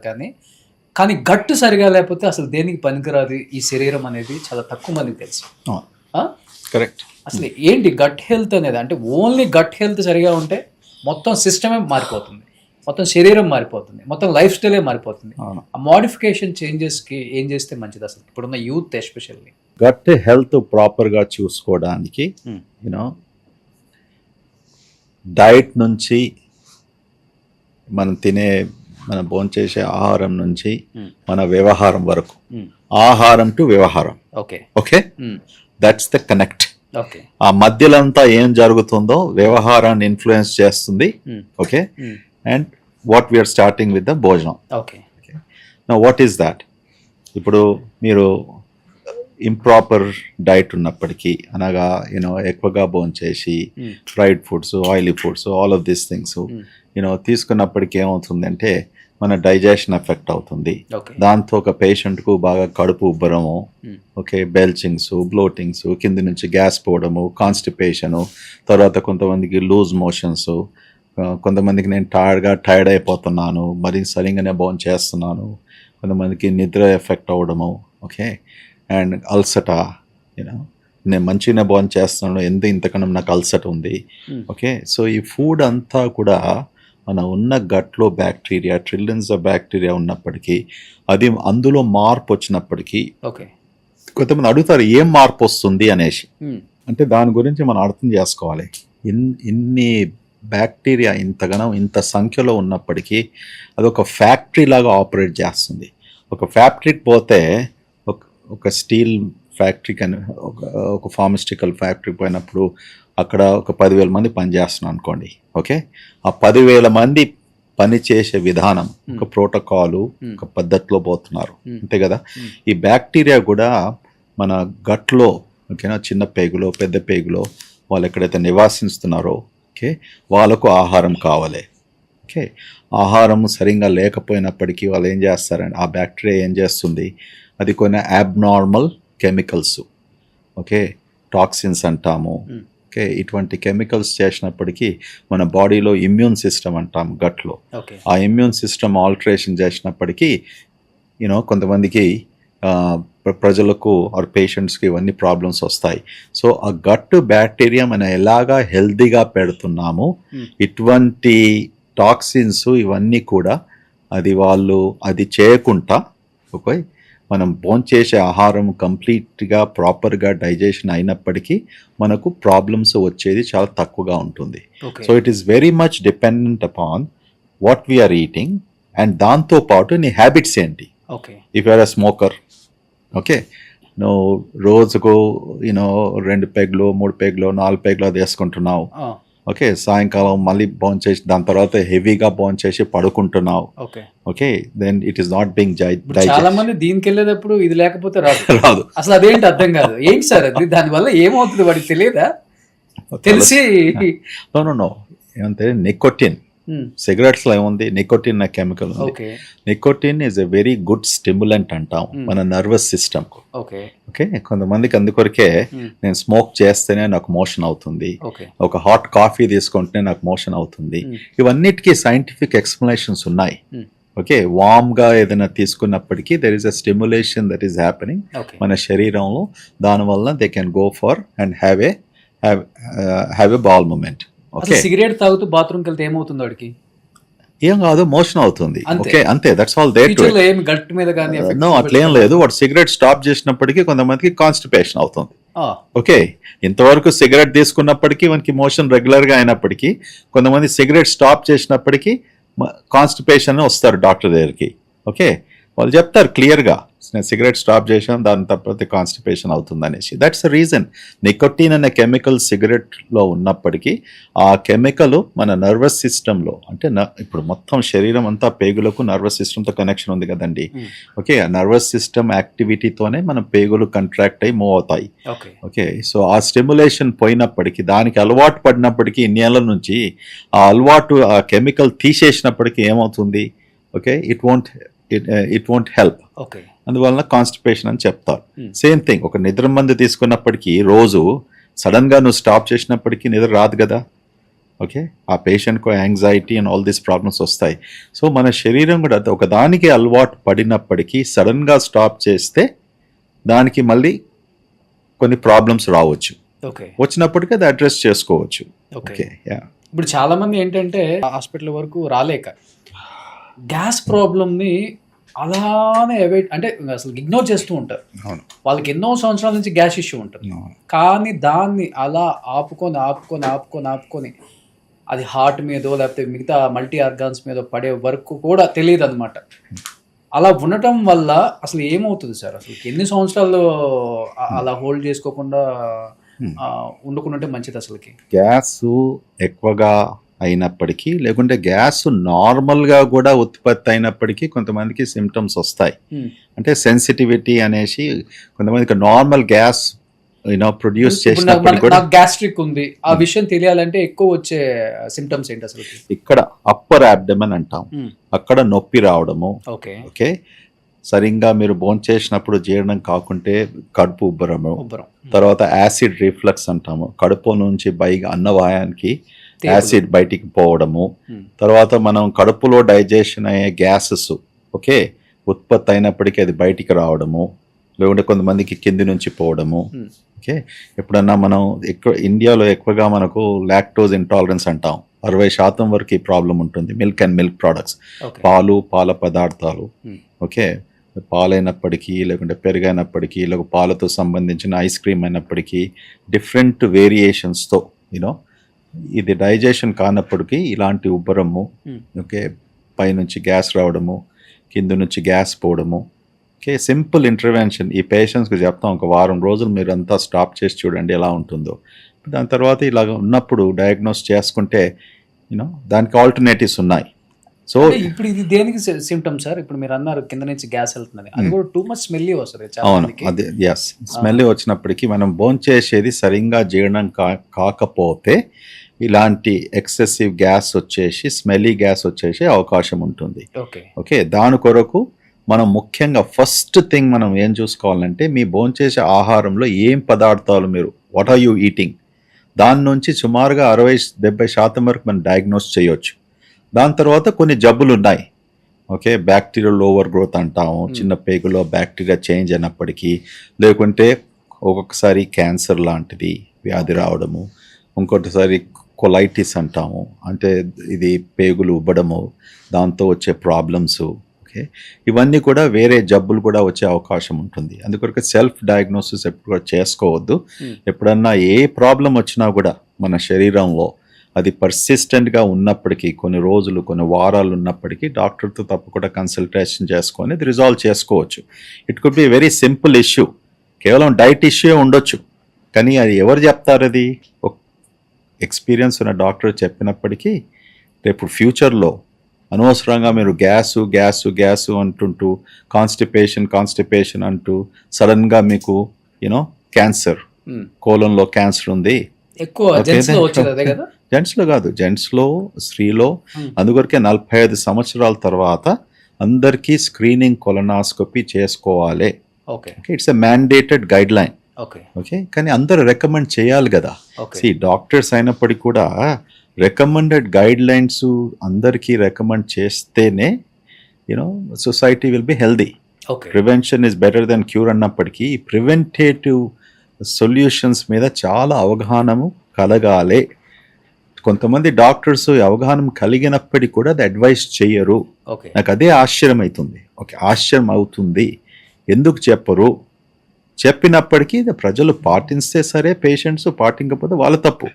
మనం రికమెండ్ చేసేది చేస్తాం, the rest is up to them.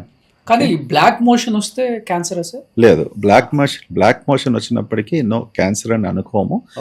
వారి సాధారణంగా బ్లాక్ మోషన్ కడుపులో ఏమైనా అల్సర్ ఉండి బ్లీడింగ్ అయినప్పటికీ ఓకే వచ్చే అవకాశం ఉంటుంది. లేకుంటే ఒకసారి చిన్న పేగుల్లో, లేకుంటే పెద్ద పేగు రైట్ సైడ్ నుంచి ప్రాబ్లమ్స్ ఉంటే బ్లాక్ మోషన్. కొంతమంది ఐరన్ టాబ్లెట్స్ తీసుకున్నప్పుడు కూడా స్టూల్ బ్లాక్ అయ్యే అవకాశం ఉంటుంది. ఇంకొకసారి డయేరియా కొరకు మెడికేషన్ కెయోపెక్టెట్ అని ఇస్తాం, దాంతో కూడా బ్లాక్ మోషన్ వచ్చే అవకాశం ఉంటుంది. సో కేవలం బ్లాక్ మోషన్ వచ్చినప్పటికీ క్యాన్సర్ అని మనం అనుకోలేము.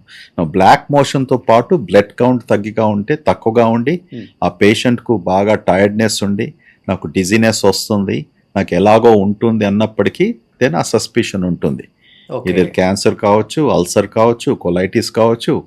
ఓకే, అప్పుడు మనం ఇమ్మీడియట్లీ ఇన్వెస్టిగేషన్ మొదలు పెడతాం. కానీ చిన్నపిల్లల్లో కూడా ఒబిసిటీ కామన్ అయిపోయింది సార్, చాలా కామన్, టూ మచ్ ఒబిసిటీ. ఏంటి, దాదాపు 11,000 కోట్ల టర్న్ ఓవర్ మ్యాగీ. అసలు ఈ మ్యాగీలు తినటం వల్ల అసలు చిన్నపిల్లల్లో ఏం చేంజెస్ అవుతాయి సార్? అసలు ఒబిసిటీ డెఫినెట్ గా ఉంటుందని నేను విన్నాను. 15 to 20% to 30%, అంటే 30% వరకు, 20 నుంచి 30% వరకు చిల్డ్రన్లో ఒబిసిటీ ఉంది మన ఇండియాలో. ఓకే, ఇండియాలో. So it's a huge problem. చాలా పెద్ద ప్రాబ్లం. ఓకే, ఈ ప్రాబ్లం ఇంకా ఎక్కువనే అవుతుంది. ఎందువలన అంటే improper eating, over eating. Okay, తల్లిదండ్రులు తూచి పెడతారు, మా అబ్బాయి బలంగా లావు అవ్వాలి, ఓవర్ ఫీడింగ్ సార్. అబ్సల్యూట్లీ ఒకటి ఓవర్ ఫీడింగ్, ఎక్సర్సైజ్. చిన్నప్పుడు అందరూ ఏం చేసేవారు, ఒక 30-40 years ago ఒక కమ్యూనిటీలో, ఒక బస్తీలో నువ్వు ఉన్నావు. ఓకే, వాడు స్కూల్కి వెళ్ళి వచ్చేది, ఏదో బ్యాట్ పట్టుకొని వాడు క్రికెట్ ఆడేది, కబడ్డీ ఆడేది, ఏదో గేమ్స్ ఇవన్నీ కూడా ఆడేవాళ్ళం కదా. ఇప్పుడు అన్ని కాలనీస్ ఇవన్నీ వచ్చినప్పుడు ఎవరు ఎక్కడ కనబడరు అని అస్తమానం చెల్లి మీద ప్రెషరు. ఓకే, స్కూల్ రాచగానే హోంవర్క్ అని ఉంటుంది, అదని ఉంటుంది, ఇదని ఉంటుంది. సో ఇవన్నీ ఉన్నప్పటికీ we're not really properly balancing the life of a child. అది దట్స్ ద బిగ్గెస్ట్ ప్రాబ్లం. అందులో మళ్ళీ ఈ కొన్ని ఫాస్ట్ ఫుడ్స్. ఓకే, ప్రాపర్గా fast foods is that depends upon what you're eating. Too much of fast foods culture ఉన్నప్పటికీ sugary sodas, Coca Cola, Sprite, ఇవన్నీ ఆ sugar వలన కూడా it's a big problem of gaining wait children. Pizza తింటే cool drink ఉండాలి, ఉండాలని అవసరం లేదు. ఆఫర్ అసలు వాడు బిజినెస్ చేసుకోవడానికి ఇదే మంచిది, వాడు అలవాటు చేసింది అనిపిస్తుంది ఒక్కొక్కసారి. పిజ్జా తిన్నప్పటికీ ఆ పిజ్జా టేస్ట్ కు కోక్ చాలా మంచిగా అనిపిస్తుంది. ఓకే, కోక్ నేను సంవత్సరంలో 2-3 సార్లు తాగుతాను కోక్, అంతే. ఓకే, ఎప్పుడన్నా పిజ్జా తిన్నప్పుడు నాకు కోక్ దాంతో బాగా అనిపిస్తుంది. ఓకే, పిజ్జా తీసుకున్నప్పటికీ నీకు బియర్ మంచిగా ఉండదు, వైన్ బాగుండదు. Coke is really goes with the taste, so తప్పేం లేదు.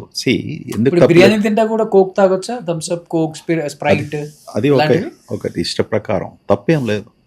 ఓకే, రోజుకు నువ్వు 2 or 3 కోక్స్ తాగినప్పటికీ you're increasing sugar unnecessary. So తప్పేం లేదు. ఏదైనా తప్పు అనిపిస్తే కాంటినెంటల్ హాస్పిటల్కి వచ్చి రెడ్డి మన గ్యాస్ట్రో గురు గారిని కలవండి.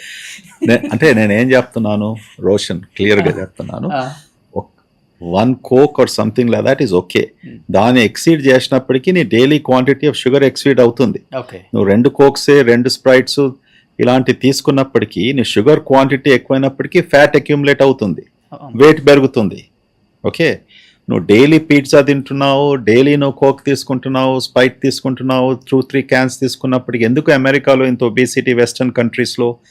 ఓకే, వాళ్ళు మార్నింగ్ నుంచి మొదలుకుంటే ఫాస్ట్ ఫుడ్లో ఇంత పెద్ద కోక్ తీసుకుంటారు, ఇంత పెద్ద పెద్ద గ్లాస్లో స్ట్రా పెట్టుకొని.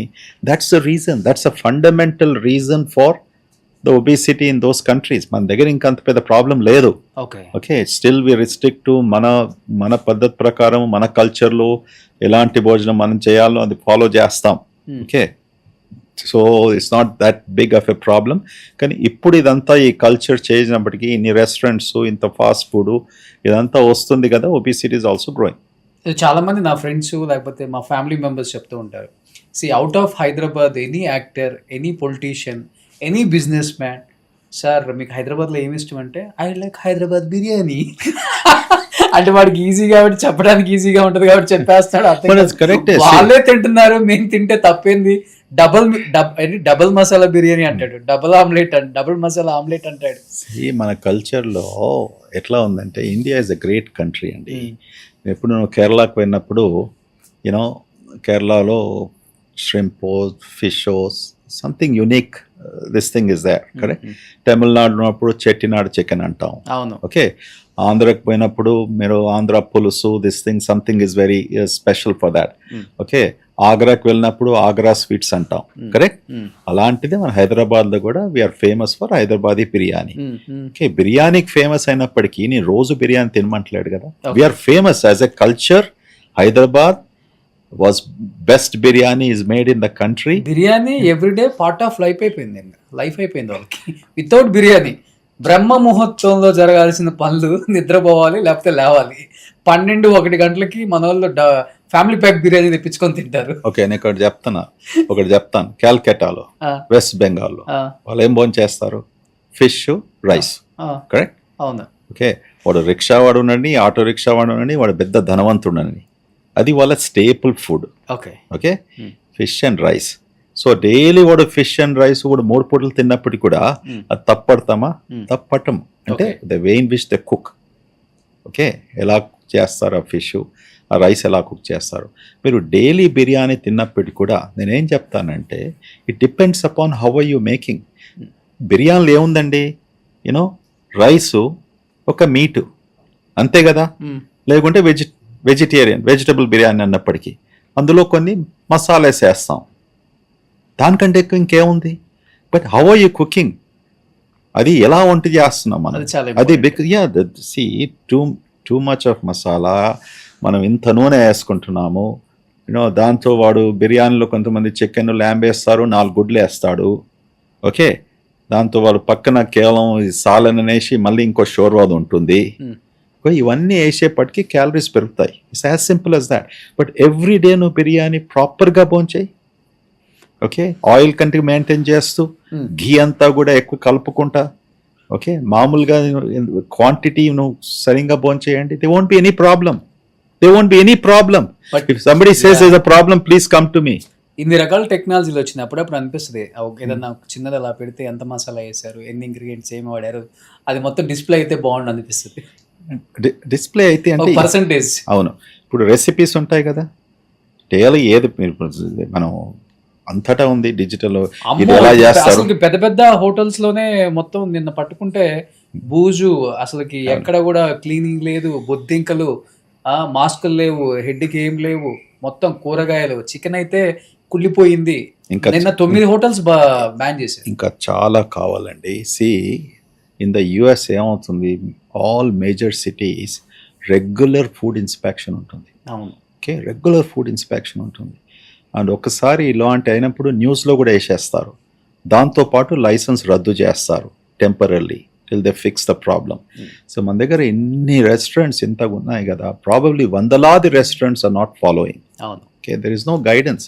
అంటే అంతమంది కావాలి కదా మన ఇన్వెస్టిగేషన్ కొరకు, you know. So sanitation is extremely important. దానివల్ల కూడా ఎన్నో జబ్బులు మా స్పెషాలిటీలో, including viral infections, hepatitis A అని, యూనో, హెపటైటిస్ బి అని, ఇటువంటి యూనో లివర్కు సంబంధించిన జబ్బులు రావడము. It's is very important sanitation of these restaurants, hygiene, you know. చాలా మటుకు దే షుడ్ బి చాలా స్ట్రాంగ్ ఓవర్ సైట్. సబ్వేలలో గ్రీన్ లీఫీ అవి కూడా అసలుకి అంత ప్రాపర్ మెయింటైన్ చేయట్లేదు సార్, అంతా కుళ్ళిపోయినాయే పట్టేసుకున్నారు. అంటే బ్రాండెడ్ సబ్వే అంటే సబ్వే శాండ్విచ్ అంటున్నా, శాండ్విచ్ కూడా ఓకే. సబ్వే శాండ్విచెస్, సబ్వే అనే బ్రాండ్ ఉన్నప్పటికీ వాళ్ళకు చాలా స్ట్రిక్ట్ గైడ్ లైన్స్ ఉంటాయి, ఓకే. అలాంటి బ్రాండ్స్లో ఇప్పుడు మన మెక్డానల్డ్స్ ఉంది, కెంటక్కీ ఫ్రైడ్ చికెన్ ఉంది. మెక్డానల్డ్స్ అనే బ్రాండ్ ఉన్నప్పటికీ ఇలాంటి తప్పులు చాలా తక్కువగా జరుగుతాయి, ఎందుకంటే వీళ్ళందరూ ఫ్రాంచైజీస్ కదా. అవును, ఈ ఫ్రాంచైజ్ ఏమో వాళ్ళకి స్ట్రిక్ట్గా ఓవర్ సైట్ ఉంటుంది. ఎస్పెషలీ యూనో వెస్టర్న్ కంపెనీస్ను ఒప్పుకోవాలండి. See America has made very big in food industry. వాళ్ళు ప్రపంచానికి ఏమమ్మారు, okay, apart from missiles, aeroplanes, this thing, food అమ్మారు, ఓకే. దట్స్ ద ప్రఖ్యాత వాళ్ళది, how they dominated this thing. ఇదంతా oversight, systems, you know, long distance monitoring, food quality, preservation, refrigeration. మన దేశానికి వచ్చినప్పుడు కూడా ఇందులో ఏం కాంప్రమైజ్ చేయలేదు, ఓకే. మన దగ్గర రెఫ్రిజిరేషన్ సీరియస్గా లేకపోయినప్పుడు కూడా వాళ్ళు ఎప్పుడైతే 20 years బ్యాక్ ఇక్కడ ఓపెన్ చేశారో they followed that, they invested in that, okay. Yeah. So అలాంటి ఇంటర్నేషనల్ కంపెనీస్, ఎందుకంటే ఒక మెక్డానల్డ్స్ తప్పు జరిగితే ఏమవుతుంది, మొత్తం వరల్డ్ అంతా కూడా దే ఆర్ అఫ్రేడ్, కరెక్ట్, వాళ్ళ బ్రాండ్ జరిగిపోతుంది. That's what we need to bring it. అవును, ఎస్. సో అమెరికా వాళ్ళు మనకి ఫుడ్ అమ్మారు, నేను ఇప్పుడు మీకు కొంత ఫుడ్ అమ్ముదామని తీసుకొచ్చేసాను. నాకు ఆకలి అవుతుందండి. ఆకలి అవుతుంది, మీరు తొందరగా వస్తున్నాడు, ఏదో అన్నం పెడతా, అలచొస్తే ఆయిల్ పెడతా, మీకేమో మిరపకాయలు పెడతా, చిన్నోడా. ఏంటంటే ఇది గ్రాండ్ రౌండ్స్ కి వచ్చేసి నేను సాలెడ్ సాలెడ్ తీసుకుంటాను, మీరు వచ్చేసారు. మాది గుంటూరు కదా, ఇది గుంటూరు నుంచి తీసుకొచ్చిన మిర్చి. నాకు చాలా ఇష్టం అండి అది. అసలు మీకు తినక ముందే ముక్కలమ్మడి వచ్చేస్తుందంటే తిన్న తర్వాత నాకు ప్రాబ్లం, అది రెడ్ చిల్లీతో స్నీజింగ్ వస్తుంది, ఘాటు, ఓకే. అదొకటి, ఆ ఘాట్ తప్ప ఇంకేం ప్రాబ్లం లేదు. కమాండ్ రెడీ గారు, ఇట్స్ వండర్ఫుల్. సార్ ఎందుకు తినగలరు మీరు దాంట్లో? ఇది ఇప్పుడే కాదు, దీంతో మనం ఏదన్నా అన్నము చారు ఏదైనా కూరగా ఉన్నప్పటికీ దాంతో నములుతో బాగుంటుంది. అవునా? ఓకే, ఇలాంటి రాగా తినమన్నట్టు నోరంతా మంట పెట్టుకొని ఏం మీరు చేస్తారు? మొదలే ఎర్రగా ఉన్నారు సార్. మీరు ఎర్రగా ఉన్నానా తెల్లగా ఉన్నానా? ఎర్రగా. ఇప్పుడు తెల్లగా ఉన్నారు, అది తింటే ఎర్రగా వస్తారేమో. ఇది కొద్దిగా వై డోంట్ యూ ట్రై? ఇది కొద్దిగా వేపిచ్చేసి ఏంచి ఇచ్చేసి నాకు ఇస్తే ఓకే. నేను ఏం చెప్తున్నా, కొంచెం సద్దన్నం పెట్టి పెరుగన్నం, సద్దనము పెరుగన్నము ఉప్మాలో ఓకే ఎన్నో మన వంటల్లో మనము మిర్చి వేసుకోవచ్చు. ఓకే, మిర్చి ఈజ్ వెరీ గుడ్ అండి. It's proven research. చాలా మంది అల్సర్స్ వచ్చేస్తాయి ఎక్కువ తింటే ఇది అంటారు కదా. there is no relationship to spicy food and causing ulcers. Okay, మూఢనమ్మకం అది. ఓకే, అది ఎప్పటి నుంచో మనం అనుకుంటూ వస్తున్నారు. అండ్ మంట, కడుపులో మంట ఉన్నప్పుడు ఇటువంటి దాంట్లో there is no correlation. ఒకవేళ నీకు మంట అనిపించి భోంచేసినప్పటికీ మంట అని మీకు ఉంటే అవాయిడ్ చేయండి. when there is no relationship eating this red chillies తిన్నప్పటికీ మీకు కడుపులో అల్సర్స్ వస్తాయని. ఓకే, రెడ్ చిల్లీస్ నేను ఎందుకు అడ్వకేట్ చేస్తున్నాను, ఎందుకంటే బ్రహ్మాండమైన రీసెర్చ్తో proven beyond doubt. Okay, daily consumption of 3 to 4, 5 red chillies తీసుకున్నప్పటికీ నీకు క్యాన్సర్ రా కాదు, you basically cook it. So many varieties లో రెడ్ చిల్లీస్ వేసుకోవచ్చు. మన దగ్గర ఎంత అవకాశం ఉందో రెడ్ చిల్లీస్ తినడానికి వెస్టర్న్ డైట్స్ లో లేదు. చైనీస్ ఫుడ్ లో ఉంది మనది. ప్రతి చైనీస్ ఫుడ్ లో యూనో బ్రహ్మాండంగా అసలు రెడ్ చిల్లీ ఎందుకు కూడా మనం we don't like it. So red chillies benefit is anti cancer, అది మంచి యాంటీ ఆక్సిడెంట్ అన్నప్పటికీ మీ కడుపులో ఉన్న ఆల్ టాక్సిన్స్ అన్ని క్లీన్ చేయడము, యూనో. యా, అండ్ లాంజివిటీ అని కూడా చెప్పారు, you know, by at least 5 to 7 years. So ఇవన్నీ దాన్ని యూనో యూజెస్ ఉన్నప్పటికీ దాని ఖర్చు ఏం లేదు. యాంటీ ఏజింగ్ కూడా, యాంటీ ఏజింగ్ అంటే యాంటీ ఏజింగ్ కాదు, లాంజివిటీ అని చెప్పారు. యాంటీ ఏజింగ్ కూడా ఉండొచ్చు. యాంటీ ఏజింగ్ ఎందుకు బాగా తింటట్టుందండి. అందుకనే ఎంత నీ వయసు? 18 ఏళ్ళ? ఎన్ని తింటావు రోజు? చెప్పండి. 6 or 7? You look like 18-20-year-old kid. మీరు 40-45 లాగా ఉన్నారు. నేను 30. నాకన్నా ఒక 10 years. అదే నేను 8 తింటాను, అందుకని మీరు 4 తింటున్నారు కదా. అంతే. ట్రై చేద్దాం ఒకసారి. ట్రై చేస్తా. Yeah please. ఏముంది, నా దగ్గర కాఫీ ఉంది. అమ్మా బా, ఎంత బాగుందో స్మెల్.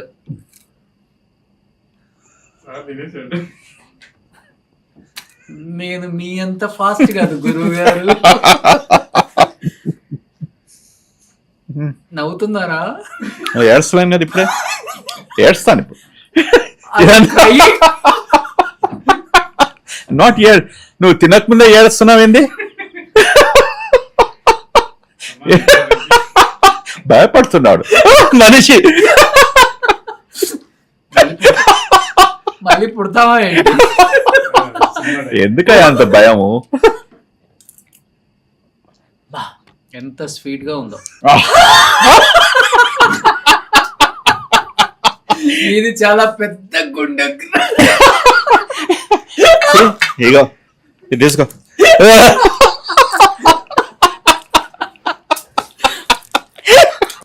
సో నేను మీకోసం ఇంకోటి కూడా పట్టుకొచ్చాను ఇవాళ. ఏం పట్టుకొచ్చావు? ఓ యా, ఏదో చూస్తున్నాను. ఇది ఏంది, బర్గరా? సో ఇది తింటూ కోక్ తాగాలి మనం. ఓకే, కూర్చొని బోర్ కొడుతుంది. మీ ఆఫీస్ చూపించు కదా. చూపిస్తా. ఎలా ఉండ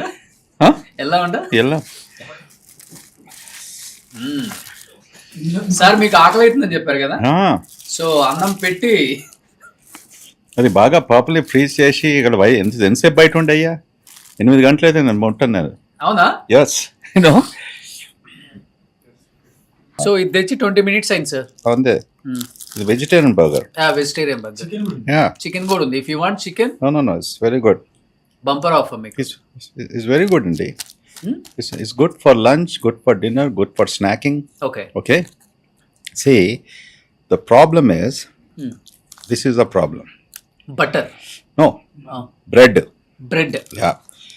సో ఇంత ముందు ప్రోటీన్ ఫుడ్ తినాలి బాగా అని చెప్తారు, తర్వాత ఏంటి బటర్ అంటున్నారు, బ్రెడ్ నేను ఏమంటున్నా అంటే అది కూడా తినాలి. బ్రెడ్ తినడం మంచిది కాదంటలేను, ఎన్ని తింటున్నావు.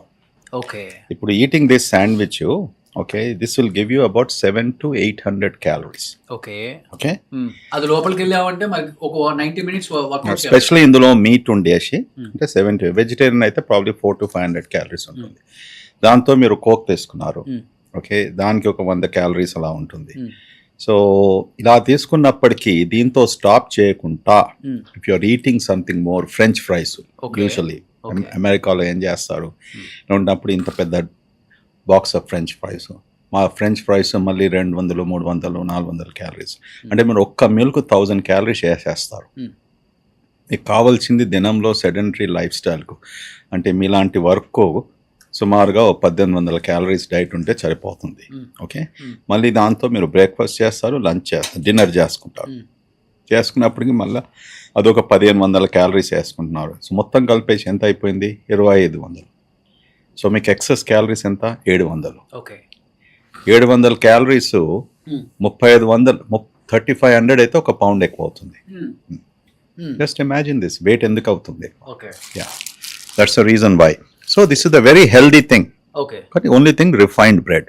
Okay, okay, refined products can sometimes cause bloating, కొంతమందికి యూనో బర్పింగ్, అస్తమానము రిఫైన్డ్ థింగ్స్ తిన్నప్పటికి కూడా ఇట్స్ నాట్ గుడ్ అని చెప్తాం. అందుకొరకే వీట్ బ్రెడ్ అంటాము. ఇప్పుడు మన దగ్గర మిల్లెట్స్ తయారు చేసిన వస్తువులు అంటాము. ఇవన్నీ కూడా it will have some extra fibre which is good for the gut bacteria. అంతే, that's all there to it. Otherwise there is nothing wrong with it. This is a full meal. మనం ఏమనుకుంటాము, రేవిడ్ ఏంది ఎప్పుడు బ్రెడ్ తింటున్నాడు, bun తింటున్నాడు, McDonald's తింటున్నాడు, burger తింటున్నాడు అనుకుంటాం, తప్పు అనుకుంటాం. That is completely wrong. ఇప్పుడు ఎందుకు ఎక్కువ ఫైబర్ యూజ్ చేస్తున్నారు సార్ ప్రతి డాక్టర్ కూడా? బిఫోర్ ప్రోటీన్ ఎక్కువ, ఫైబర్ కూడా ఎక్కువ వాడుతున్నారు. yes fiber is very good for gut health. The best. If you are a vegetarian, okay, it's the best diet. Okay, meat, protein, మనం eat moderately, once or twice a week. కానీ వెజిటేరియన్స్లో కూడా వాళ్ళ diet చూస్తే నేను ప్రతిరోజు patients చూసినప్పుడు కూడా there is not enough fiber. Okay, మనం ఏదో కూరగాయ చేసుకుంటాము, దాన్ని బాగా వంట చేసేటప్పుడు బాగా మెత్తగా చేస్తాము. ఓకే, దానిలో ఏదో షోర్వాలాగా చేసుకుంటాము. The fibre is gone. అది ఫుడ్ మీద ఫోకస్ చేసి ఏ వెజిటబుల్స్ ఎలా కుక్ చేస్తే ఆప్టిమైజ్ ఫైబర్ మనం చేసుకోగలుగుతాము, అటువంటి డైట్ ఈజ్ గుడ్. సో కేవలం నేను వెజిటేరియనే సార్, నేను ఏం తినండి, ఏం భోంచేయనండి, don't equate vegetarianism to high fibre. It is wrong. వాళ్ళు ఏం భోంచేస్తున్నారు వెజిటేరియన్ డైట్లో చాలా ముఖ్యం. ఎప్పుడైనా కుక్ చేస్తారు ఇంట్లో మీరు? నేను జూనియర్ కాలేజ్లో ఉన్నప్పుడు కూడా ఓకే, నాకు కుకింగ్ అంటే మా అమ్మగారు చాలా బ్రహ్మాండమైన కుక్. ఓకే, ఆమెను అన్నపూర్ణ అనేవాళ్ళు మా ఫ్యామిలీలో. And one of the best Nizami food this thing what she used to make. నేను అన్నీ చేయగలుగుతాను, చికెన్ కర్రీ నుంచి, ల్యామ్ కర్రీ నుంచి, బెండకాయ, వంకాయ, వాట్ ఎవర్ దాట్ ఈస్. ఇప్పుడు మాత్రం కాదు, అప్పుడప్పుడు శ్రద్ధా కొరకు చేసేవాళ్ళి. కానీ ఇప్పుడు నువ్వు నాకు కాంపిటీషన్ పెడితే I definitely win, hands down. So madam గారు చాలా లక్కీ అయితే. చాలా లక్కీ, తప్పకుండా. ఎస్, తప్పకుండా. ప్రతి ఫ్యామిలీలో మగవాడు కుక్ చేసినప్పటికీ okay, it's not the lucky question, that's the best tribute what he can pay. Equality అని కేవలం మనం వర్డ్స్లో అనుకుంటా. Equality is shown by the man doing what he is doing for the women. Okay, sharing the responsibilities. Okay, పుట్టప్పుడు ఎవరు రాసి పెట్టలేదు కదా మీకు, నువ్వు కేవలం వర్క్ పోవాలి, ఇంట్లో ఎవరు కుక్ చేయాలి, ఇంట్లో ఎవరు క్లీన్ చేయాలని ఇక్కడ రాసిందా? ఏ బ్రహ్మసూత్రం ఉంది? ఉంటే నీకు ₹1,00,000 ఇస్తాను, చూపిస్తే. లేదా? నిజంగా లేదా? మరి ఎందుకు మళ్ళీ పెట్టుకుందాం ఇవన్నీ? కేవలం దేవుడు పెట్టింది ఆడవాళ్ళకి పిల్లలు పుడతారని, మిగతా ఏం రాయలా. మరి ఎందుకు దీని గురించి మనం స్ట్రైక్ చేయము? ఎందుకు మనం అజిటేషన్ చేయము? మేడం చాలా లక్కీ సార్. లవ్ మ్యారేజ్ మీది? కాదు, అరేంజ్ మ్యారేజ్. పక్కా. ఇంత అందంగా ఉన్నారు సార్, ఎన్ని ప్రపోజల్స్ వచ్చి ఉంటాయి మీకు? వచ్చా? నిజంగా నేను మెడికల్ కాలేజ్ యూనివర్సిటీ ఫస్ట్ పేపర్లు వచ్చినప్పటికీ ఆ, 5 గంటల ఉదయం 5 గంటల నుంచి మా ఫోన్ మోగుతా ఉంటే మా ఫాదర్ మదర్తో Landline. మాట్లాడతారు. సో ఆ టైంలో ఉమ్, అది ఎంత అన్యాయం అనుకున్నాను నేను. ఉమ్, దిస్ ఇస్ నాన్ సెన్స్, ఇది ఏం కల్చర్, ఏం సొసైటీ అనేసి. ఉమ్, ఎందుకంటే ఆడవాళ్ళు నాట్ ఫర్ సేల్ అండి, చాలా తప్పది. Um, it's this is completely wrong మన సొసైటీలో. Hmm. అందుకొరకే నాకు ఆ చిన్నప్పటి నుంచి కూడా Hmm. This is a wrong method, wrong society. What Okay. Is this society? Why women should be subjected to this? అందుకొరకే వెస్టర్న్ కంట్రీస్లో ఒక మంచి పద్ధతి ఉండే, what you call love marriages. Love okay, marriages. దానికి ఒక రీజన్ ఉంటుంది. ఇప్పుడు మన దగ్గర కూడా జరుగుతున్నాయి కదా. ఏ man should be able to choose a girl, a girl should be able to choose a man. It's a very good system. తప్పేం లేదు. ఓకే, ఇంటర్కాస్ట్ మ్యారేజెస్ జరుగుతున్నాయి అప్పటి నుంచి పేరెంట్స్ ఉన్నప్పుడు గైడెన్స్ ఇవ్వాలి అంతే. Hmm. ఒకవేళ తప్పుగా ఎవరైనా చేసినప్పటికీ ఇది మీరు ఆలోచించండి బాబు, ఇలా ఉంటుంది, అమ్మాయి ఇలా ఉంటుంది అని చెప్పుకోవాలి. కానీ బట్ అరేంజ్ మ్యారేజెస్ ఎప్పుడు చూడండి, ఎవరు తెలియంది, ముఖం ఏం తెలియంది, you forcing somebody in to that relationship, that's completely wrong అండి. ఓకే, మరి Yeah. మీకు అరేంజ్డ్ మ్యారేజ్ అన్నారు కదా, కానీ అయినప్పటికీ కూడా ఇంట్రొడ్యూస్ చేసినప్పుడు కూడా నాకు ఎన్నో నెలలు మేము అర్థం చేసుకున్నారు. చూసాము, అర్థం చేసుకున్నాము, all that stuff we met, okay అలాంటిది చేసాం అన్నట్టు. ఓకే. Okay, but yeah. ఒక్కళ్ళకి కూడా ప్రపోజ్ చేయాలి, లవ్ చేయాలి. I was dead against. Oh, I was dead against. ఇంత మంచి వాళ్ళు కూడా ఉన్నారు సార్, నిజంగా గ్రేట్ సార్. నో, ప్రపోజ్ చేయాలి, లవ్ చేయాలనేసి ఐఎమ్ నాట్ అగేన్స్ట్, అది కాదు నేను చెప్పేది. ఒకరిని చూసి ఓకే వద్దనేసి Hmm. ఓకే మళ్ళీ ఇంకొకరిని చూసేసి, దట్స్ రాంగ్ థింగ్.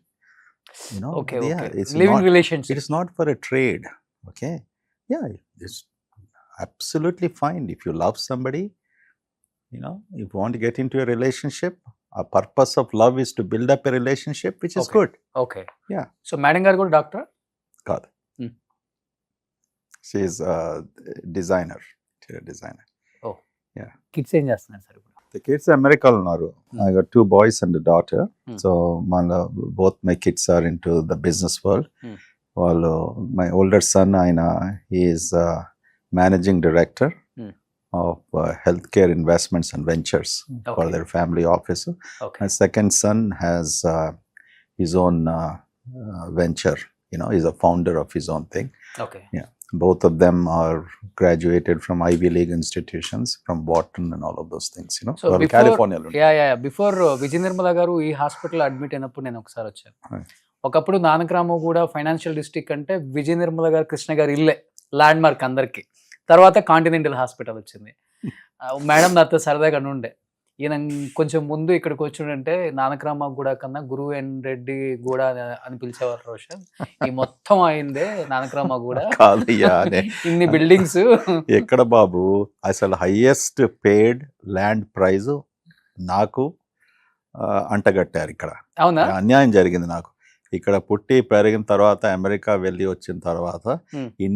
ఇన్ని కోట్లు పెట్టేసి ఆ ఖరీదుకు కొన్నప్పటికీ అప్పుడప్పుడు బాధ అవుతుంది అన్నట్టు. Hmm. విజయ నిర్మల గారు వాళ్ళు చాలా మంచిగా ఆలోచించేసి they have done the investment long term back. చాలా మంచి పని 1,20,000 చేశారు. ఎకరం, ఎస్, ఈ రోజు 200 కోట్లు, ఎస్, అంతే కదా? ఎస్. మేము పెట్టింది 12 కోట్లు ఎకరం, మనగా ఏకం. ఇప్పుడు 250 కోట్ల మీది. ఇక్కడ ఎంత సార్, ఒక 100 ఎకర్స్ ఉంటుందా మీది ఈ చుట్టుపక్కలంతా? మాదే ఆ. మాదే ఎందుకంటే అంటే సరౌండింగ్స్. నాది ఎందుకుంటే నాకేం లేదు, ఆ. నథింగ్. Hospital, okay. ఎన్ని ఎకర్స్ ఇది?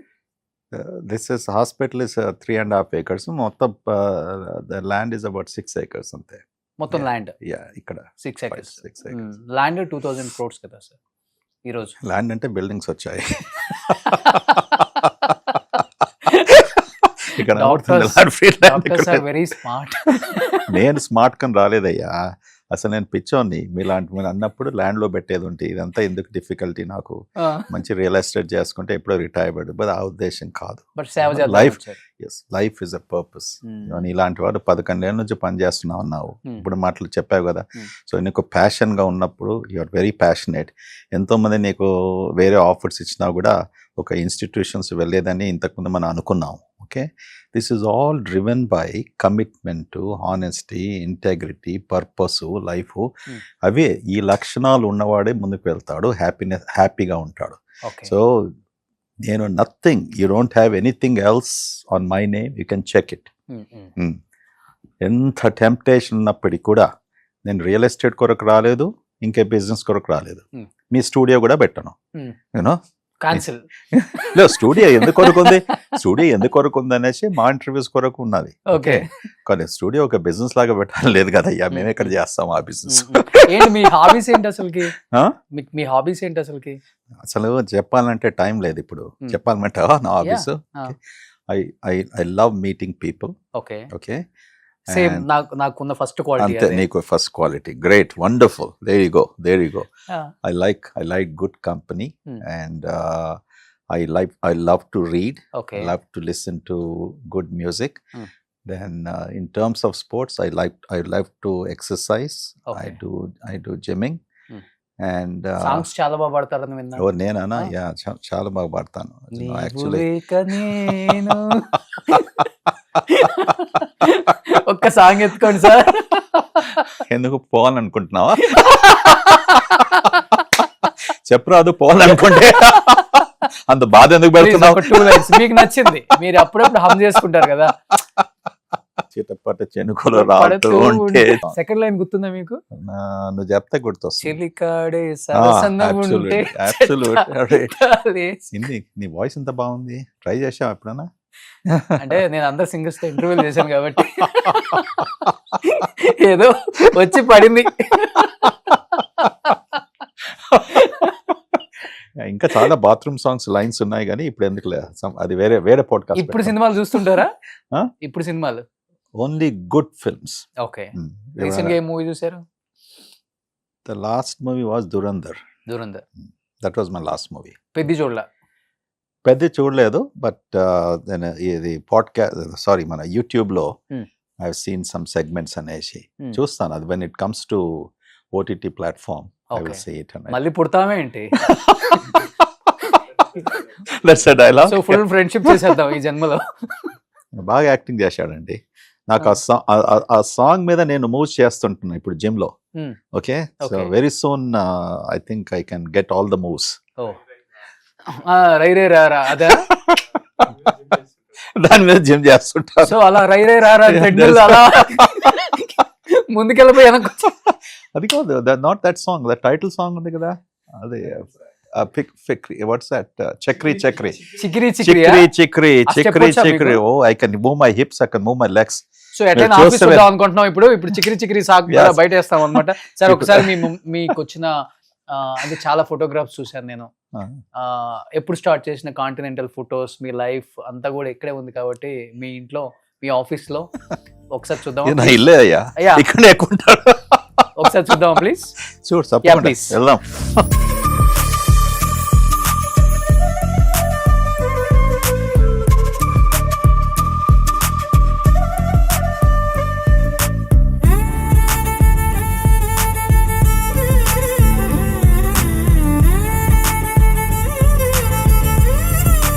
సార్ ఇవన్నీ ఏంటి షీల్డ్స్?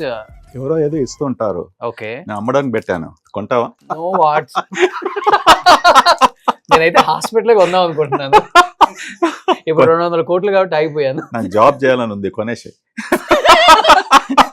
ఒకవేళ డాక్టర్ అవ్వకపోతే ఏమయ్యేవాళ్ళు మీరు? పాడ్కాస్ట్. అమ్మో, మనకి ఫుల్ కాంపిటీషన్ వచ్చేవాళ్ళు. నిజంగా చెప్పింది. అవునా? నేను ఇంకా మీరు యాక్టర్ అవుతారు అనుకున్నాను. సేమ్ నాగేశ్వరరావు గారు లాగే ఉన్నారు కదా గురువేన్ రెడ్డి గారు. మీకు అనిపించింది కదా? అంత పెద్ద మనిషి దాన్ని కంపేర్ లేదు, అలానే ఉన్నారని చెప్పాను. అలా సో యాజ్ ఇట్ ఈస్, ఆ హైట్, ఆ కలర్, ఆ ఫేస్ అలానే ఉన్నారు. అందుకనే చిటపట చినుకులు పాడింది ఆయన. ఇలా బాగా పడుకుంటానులే. సార్ ఇదేంటి సార్ మొత్తం మీ జీవితమా? ఇది నేను అమెరికాలో ఉండే మెడికల్ కాలేజ్, మా యూనివర్సిటీ బేలర్. ఇది world's largest medical centre, Texas medical centre.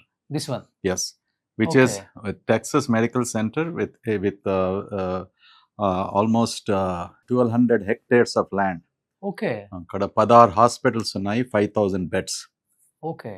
It's largest medical center. Nowhere else in the world we have in one campus. Where it is, sir, exactly? Which state? Houston.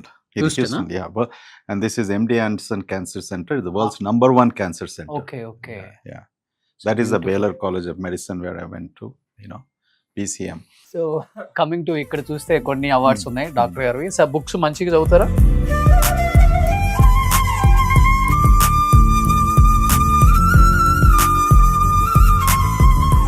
ఇది కొన్ని ఇవ్వలేను ఎందుకంటే నా photo ఉంది అక్కడ. ఎక్కడ? కొన్ని దాంట్లో ఫోటో ఉంది, మీకు ఇవ్వాలంటే కూడా. సో ఇది ఒకటి తీసేసి రెడ్డి ఒకటి ఉంచుకుంటే అలా చేసుకోవచ్చు, దానికి సర్జరీ చేసుకోవాలి. అక్కడ కూడా నా ఫోటో ఉంది, ఎవరో ఫోటో పెట్టి ఇచ్చారు. సో సెటస్కోప్ కూడా చాలా బాగుంది సార్. సెటస్కోప్ కూడా బాగుంది, వెండిది అనుకుంటా, ఇది సిల్వర్. ఓకే, ఇలాంటివి కూడా గిఫ్ట్లు ఇస్తున్నారు చూడండి, చాలా బాగుంది, ఇది బ్యూటిఫుల్ గా ఉంది. నేను ఒకటి చెప్తాను కొంతమందికి, నాకు మెడికల్ కాలేజీలో ఉన్నప్పుడు కొన్ని గోల్డ్ మెడల్స్ వచ్చాయి, నాకేం ఏం జాబ్ లేకుండా అది అమ్ముకుంటాను అనేసి. సో ఐ గ్యారంటీ కొద్ది సెక్యూరిటీ ఉంది. ఎన్ని వచ్చినాయి తర్వాత చెప్తాను, enough to leave for few months. ఇప్పుడైతే మంచి రేట్ వస్తుంది సార్. అవును, అదే ఇప్పుడు జరిగింది కదా, అందుకనే పెట్టుకుంటున్నాను ఫర్ రెయినీ డే అంటాం కదా. So you never know how close you are. Correct, yeah, never give up. ఆయన అస్సలు మాట్లాడే ప్రసక్తి లేదు. సో ఇది సార్ ఛాంబర్ అన్నమాట.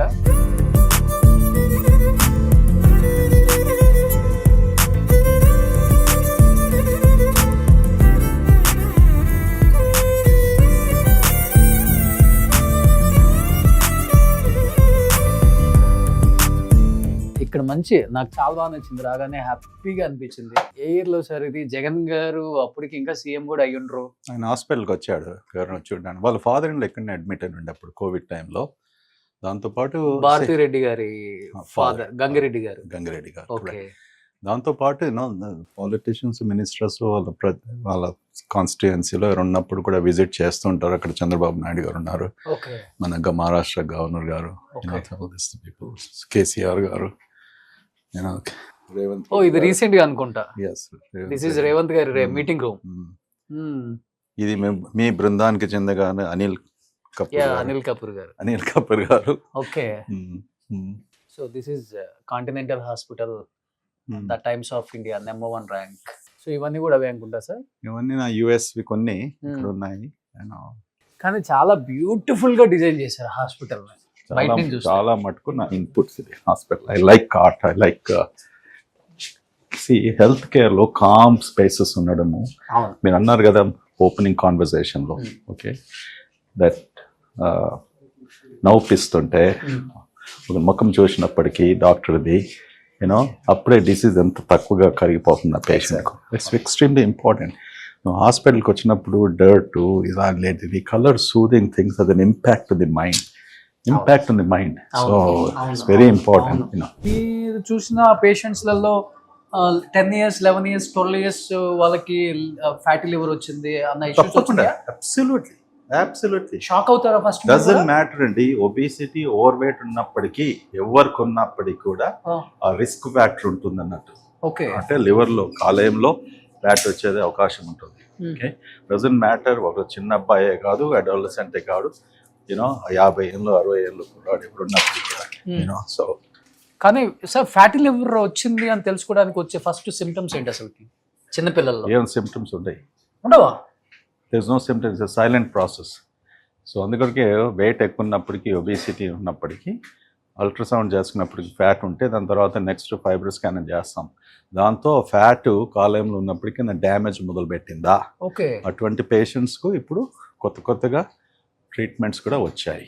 ఓకే, ముఖ్యంగా అటువంటి టైంలో మనం వెయిట్ లాస్ కొరకు ఎంకరేజ్ చేసి డైట్తో మేనేజ్ చేస్తూ ఒకవేళ అది కాకుంటే మెడికేషన్స్ ఉన్నాయి. సో చిన్నపిల్లల్లో కూడా ఒబేసిటీ ఉంటే చెక్ చేయించడం మంచిది. అబ్సల్యూట్లీ. ఓకే, చాలా మందికి కొలెస్ట్రాల్ ఎక్కువ ఉండడము, okay, it's a big problem. Okay, అది ఎంత ఉండాలి BMI sir? Normal BMI anything less than 28 మన ఇండియన్ సర్కమ్స్టాన్స్లో. అమెరికాలో 30 కంటే తక్కువ ఉన్నప్పటికీ, otherwise more than 28 you're falling under overweight category. ఒక్కోసారి మనం 25-26లో కూడా ఇండియాలో ఓవర్వెయిట్ అంటాము. Obesity is anything about 30. Okay, and moderately severe obesity 35 BMI. Okay, morbid obesity, severe obesity more than 40. So ఇప్పుడు నా BMI ఎంత? నువ్వు BMI బ్రహ్మాండంగా ఉన్నావు, నువ్వు బెలీ డాన్స్ లాగా ఉంది చూడండి. సో అలా స్కాన్ చేసేస్తా, నేను మీ BMI చెక్ చేస్తాగండి. నేను డాక్టర్ని కాదు కాబట్టి ఓకే, అంటే లావుగా ఉందని చెప్తాను అనుకుంటున్నాను. I'm overweight, this no question. సార్కి నాకు తెలిసి ఒక 18-19 ఉంటుంది అంతే. అంటే నన్ను కూడా బెల్లీ డాన్స్ చేయమంటున్నా. Your wish.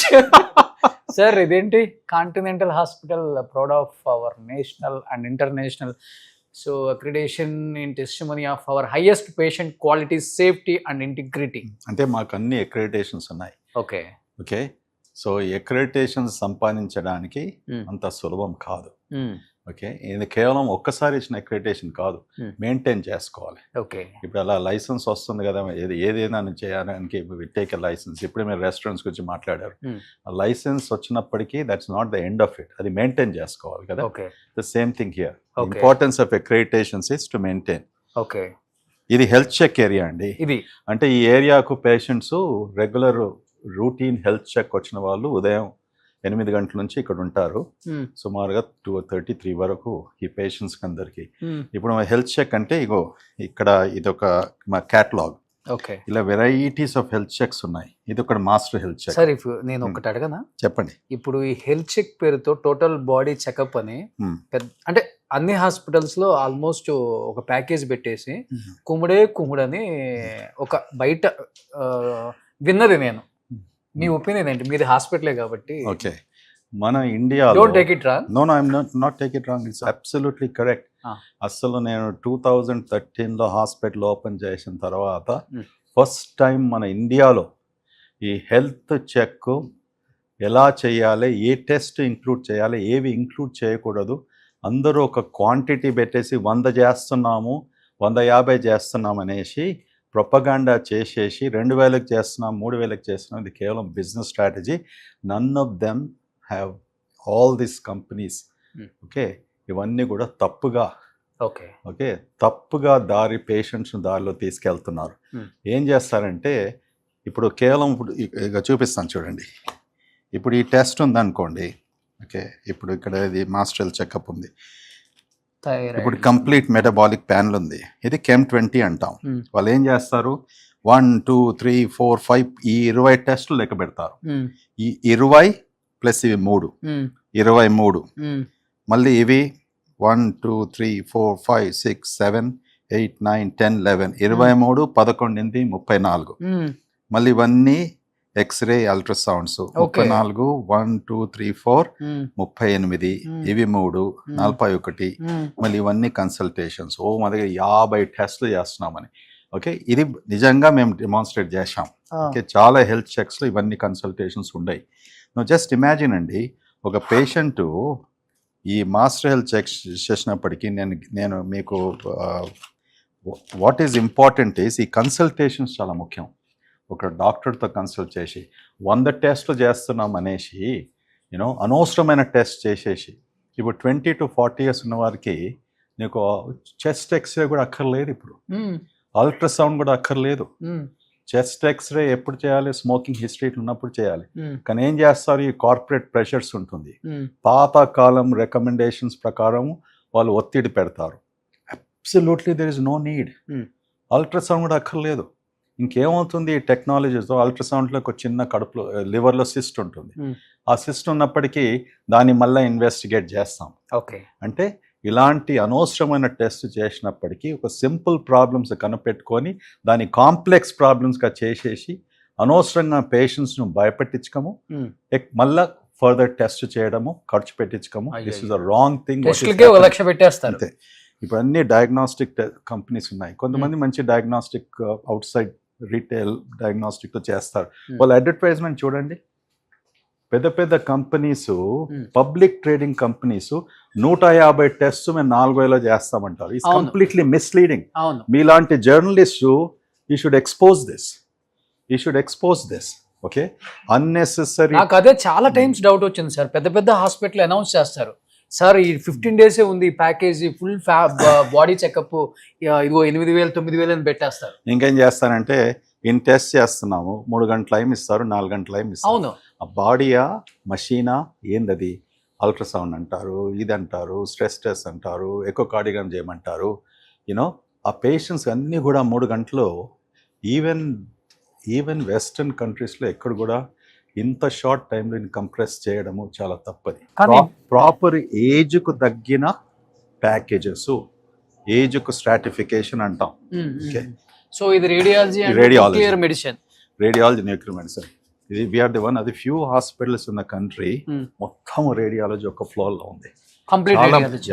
చాలా మటుకు ఏం చేస్తారు, సిటీ స్కాన్ ఒక దగ్గర ఉంటుంది, ఎంఆర్ఐ ఒక దగ్గర ఉంటుంది, పెట్ సిటీ ఒక దగ్గర ఉంటుంది హాస్పిటల్లో. ఓకే. అన్ని రేడియాలజీ మన దగ్గర, అల్ట్రాసౌండ్ నుంచి CT, MRI, PET C, everything is in one floor. So one of the few hospitals. So this is wing 1, ultrasound 1. ఇది లేడీస్ కొరకు mammography. ఎస్, లేడీస్ కొరకు privacy, mammography, ultrasound, bone density, this were segregated అన్నట్టు. Okay. So మీకు ఒకటి చూపిస్తాను. మీరు ఖర్చు ఎందుకు అంటారు కదా, డాక్టర్స్ ఎందుకు చార్జ్ చేస్తున్నారు, ఇది మీరు అర్థం చేసుకుంటారు. ఇప్పుడు let's go to the CT and MR. నేను ఇంకా ఒకటి చెప్తాను అంటే ఇది మా secret radiology. Money storing room తీసుకెళ్తారు అనుకున్నాను sir. Secret money storing room తీసుకెళ్తారేమో అనుకున్నాను. మనీ స్టోరింగ్ రూమ్ కా, అది మా దగ్గర ఉండదండి. ఎందుకంటే మా దగ్గర ఫస్ట్ సంచులు లేవు, గన్ని బ్యాగ్స్ లేవు. ఇప్పుడు ఆ టైంలో 10 రూపాయలు ఖర్చు పెట్టాలి. Everything electronically. ఏ పేషెంట్ బిల్ మోడిఫికేషన్ ఎవరు చేయడానికి కూడా absolutely there is no this thing tampering. Okay. Yeah, yes. ఇప్పుడు ఇది సిటీ స్కాన్ ఉంది. ఓకే, హాస్పిటల్ ఖర్చు అన్నారు కదా, నేను ఒకటి చెప్తాను, మంచిగా గమనించండి, వినండి. ఈ సిటీ స్కాన్ ఖరీదు ఎంత? సుమారుగా 15 నుంచి 20 కోట్లు. ఓకే. ఓకే, ఇలాంటిది ఎంఆర్ఐ స్కాన్. ఎంఆర్ఐలో 1 టెస్లా, 3.2 టెస్లా, దాని ఖరీదు ఎంత? Same thing, 15 to 23, 24 crores. Okay, ఇప్పుడు అంత ఇన్వెస్ట్ చేసినప్పటికీ ఎన్ని ప్రొసీజర్స్ చేసిన తర్వాత నీకు ఆ ఇన్వెస్ట్మెంట్లో బయటకు వస్తావు? What is the rate of return? Okay. మొత్తం ఇండియాలో కూడా ఎస్టాబ్లిష్ ఇండియన్ స్టాటిస్టిక్స్ ఇస్తున్నాం. ఓ సిటీ స్కాన్లో రేట్ ఆఫ్ రిటర్న్ నీకు after breaking even 10 to 12%. Okay. Okay, ఎంఆర్ఐలో 15 to 16%. అప్పుడు ఎన్ని ఎంఆర్ఐస్ చేయాలి? ప్రతిరోజు నువ్వు 40-50 చేసేవాడు, ఓకే, అప్పుడు వాడు ప్రాఫిట్లోకి వస్తాడనేసి. సో దీంతో ఏమవుతుంది, అన్నెసెసరీ ఎక్సెసివ్ టెస్ట్ చేసేసి తొందరగా ప్రాఫిట్లోకి రావాలనేవాడు అబ్యూస్ చేసుకుంటాడు. దాంతో మన భారతదేశంలో ఏమవుతుంది, డయాగ్నోస్టిక్ సెంటర్స్లో ముఖ్యంగా రెఫరల్ డాక్టర్స్కు చెక్స్ ఇస్తారు, ఓకే, క్యాష్ ఇస్తారు. ఓకే. ఓకే, ఆ టెస్ట్ అన్ని పెంచడానికి. ఓకే. అది వేరే సంగతి. కానీ మాలాంటి మల్టీ స్పెషాలిటీ హాస్పిటల్స్లో ఎవరికి అక్కడ ఉంటుందో వాళ్ళకే రికమెండ్ చేసినప్పటికీ మాకు చాలా టైం పడుతుంది మా ఇన్వెస్ట్మెంట్ నుంచి రియలైజ్ చేయడానికి. ఇప్పుడు మా దగ్గర చేసే సిటీ స్కాన్స్ రోజుకు 15 నుంచి 20, ఒక్కొక్కసారి 25 అవుతాయి. ఓకే. ఓకే, ఇది ఎన్ని ఏళ్ళు పట్టాలి? ఒక స్కాన్కు నువ్వు 5,000 నుంచి 10-12,000 ఛార్జ్ చేసినప్పుడు మనం లెక్కేసుకోండి. 20 కోట్ల ఇన్వెస్ట్మెంట్కు ఈ ఛార్జ్తో 20 పేషెంట్స్ చేసినందుకు how long it will take?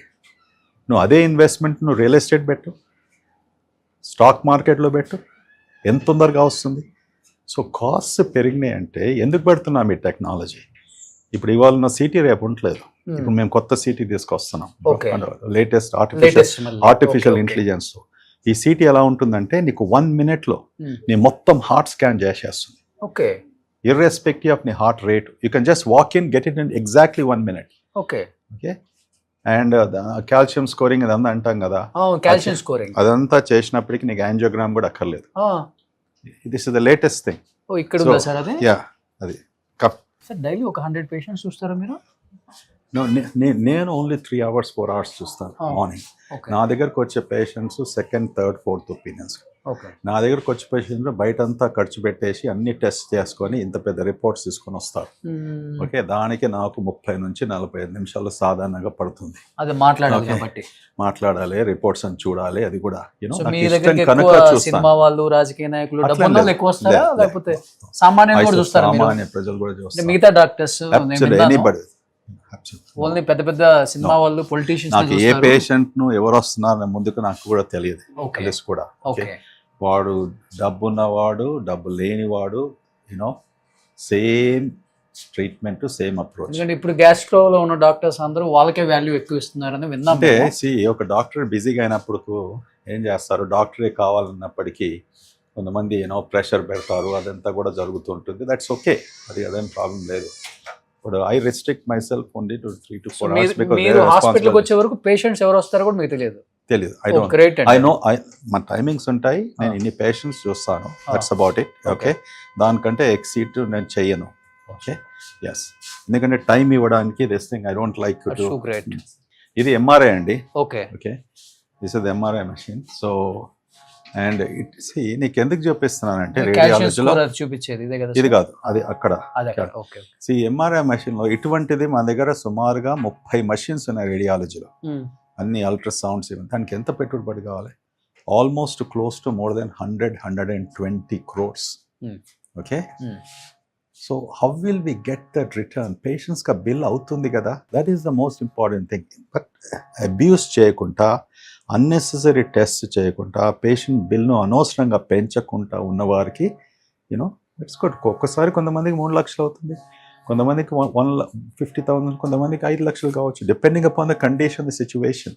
ఇవాళ డయాగ్నోస్ చేయాలంటే technology is absolutely important because precision diagnosis. Patient అడుగుతున్నారు కూడా టెక్నాలజీ అడగక ముందు కూడా అది డాక్టర్ది రెస్పాన్సిబిలిటీ చెప్పడం, అడ్వైస్ చేయడం. తర్వాత పేషెంట్స్ ఏం చేస్తారో వాళ్ళ ఇష్టం. Okay okay, that's extremely important అన్నట్టు. ఇది నేను కొత్త ఎంఆర్ఐ మెషిన్ కొరకు రెడీ అవుతుందండి. ఓకే ఓకే, అందుకొరకు ఇదంతా ఇలా ఉంది. చూసారా, హాస్పిటల్ చూసి ఎన్ని రోజులు అయిపోయిందా మీరు? నా వల్ల ఇప్పుడు ఈ రోజు హాస్పిటల్ చూస్తున్నారు. మళ్ళీ నీ వల్ల కూడా వస్తున్నాను, కానీ అప్పుడప్పుడు నేను తిరుగుతాను, చూస్తాను. ఎందుకంటే నేను neatness. Thanks to me sir. Thanks you very much. రోజు రారా అయ్యా, రోజుకో ఫ్లోర్ తిరుగుదామంటారా? అసలు నిజంగా చెప్తున్నాను, మా హాస్పిటల్లో 18 floors నేను తిరగడానికి సుమారుగా 6 గంటలైనా పడుతుంది. నిజంగా 18 floors ఇది మొత్తం. 6 hours minimum you'll take. Okay, ఎందుకంటే ఇంత స్వేచ్ఛగా. సార్ శతస్కోప్ 18th floor లో ఉందంట. ఇవాళ కింద శతస్కోప్ వాడు మల్లేశ్వరి సినిమాలో నెయ్యి ఆ సైడ్ ఉందిరా అంటే రేపు అటు కూర్చున్నావు కదా, వదిలేసి వెంకటేష్ గారు అన్నట్టు. Super. So last and final గా చెప్పండి గురువు రెడ్డి గారు, అంటే గట్ గురించి చాలా చెప్పారు మీరు, బట్ ఒక 5 లైఫ్ స్టైల్లో ఈ చేంజెస్ చేసుకుంటే గట్ ఇష్యూస్ రావు, గట్ ప్రాబ్లమ్స్ అసలు రానే రావు, వచ్చిన వాళ్ళకి కూడా మోడిఫికేషన్స్ ఇవి చేసుకుంటే చాలు అంటే ఏమని చెప్తారు? Number 1, ముందు చెప్పినట్టు eat well and eat properly. Okay Okay, number 2, exercise. Okay Okay, number 3, live a life as much as possible, stress లేకుండా సంతోషంగా ఉండండి. Number 4, రిలేషన్షిప్స్, ఫ్రెండ్స్, ఓకే, ఇవంటి ఉండడము చాలా మంచిది, leads longevity. Okay, lastly proper sleep. Minimum 8 hours. Minimum 8 hours, 7.5 to 8.5 hours, అది కూడా depending upon the age. Okay okay, so నీకు నాకు 7 to 7.5 hours. నేను 8 పక్కా. Very good. ప్రపంచం అల్లకొల్లలో అయిపోతుంది కానీ 8 hours తర్వాత లేస్తా. సో నువ్వు 90 ఏళ్ళు బ్రతుకుతావు, నేను 75 ఉంటే సరిపోతుంది. అంటే ఇన్ని రోజులు చేసిన తప్పంతా కూడా 4 గంటలు పడుకున్నది క్యాచప్ అవుతుంది కదా. నా డిఎన్ఏ. సో ఆయన చెప్పిన 5 అయితే నేను పక్కా ఫాలో అవుతున్నాను నా లైఫ్ లో. ఎంత బిజీగా ఉన్నా, ఎవరైతే నేను బిజీగా ఉన్నాను, టైం ఇవ్వలేకపోతున్నానో చెప్పే వాళ్ళంతా లయర్స్. అది ఎప్పుడు చెప్పొద్దు ఎవరికి. చాలా బిజీగా ఉన్నాను, ఎవరు మనకన్నా బిజీ ఏముంది లైఫ్ లో. చెప్తున్నాను సార్, రోషన్ బిజీగా ఉన్నప్పటికీ కూడా ఏం తప్పులేదు. హ్యాపీనెస్ తో బిజీగా ఉంటే అది చాలా బ్రహ్మాండం. Enjoy every moment. ప్రతి క్షణం వాడు సంతోషంగా ఉంది. 12 గంటలు పని చేసినా కూడా you live for 100 years. So ఆయన చెప్పిన 5 qualities నేను ఫాలో అవుతున్నాను. 3వ చెప్పారు కదా మంచి ఫ్రెండ్స్ అని, ఇవాళ నాకు ఇంకొక మంచి ఫ్రెండ్ అయ్యారు కాబట్టి మళ్ళీ ఇంకో 6th quality. ఎప్పుడు కలుసుకుందాం మళ్ళీ? Any time sir. ఫ్రెండ్షిప్ కొరకు, నా ఇమ్యూన్ బూస్ట్ కొరకు పరిచయాలు పెంచేసుకుందాం. Thank you. సో ఇది ఫైనల్ గా గురు రెడ్డి గారితో. So thank you so much Continental group కి, at the same time Guru Reddy గారికి thank you so much. Suman టీవీలో మీ పర్సనల్ అండ్ బిజినెస్ ప్రమోషన్స్ కోసం కింది నెంబర్కి కాంటాక్ట్ చేయండి.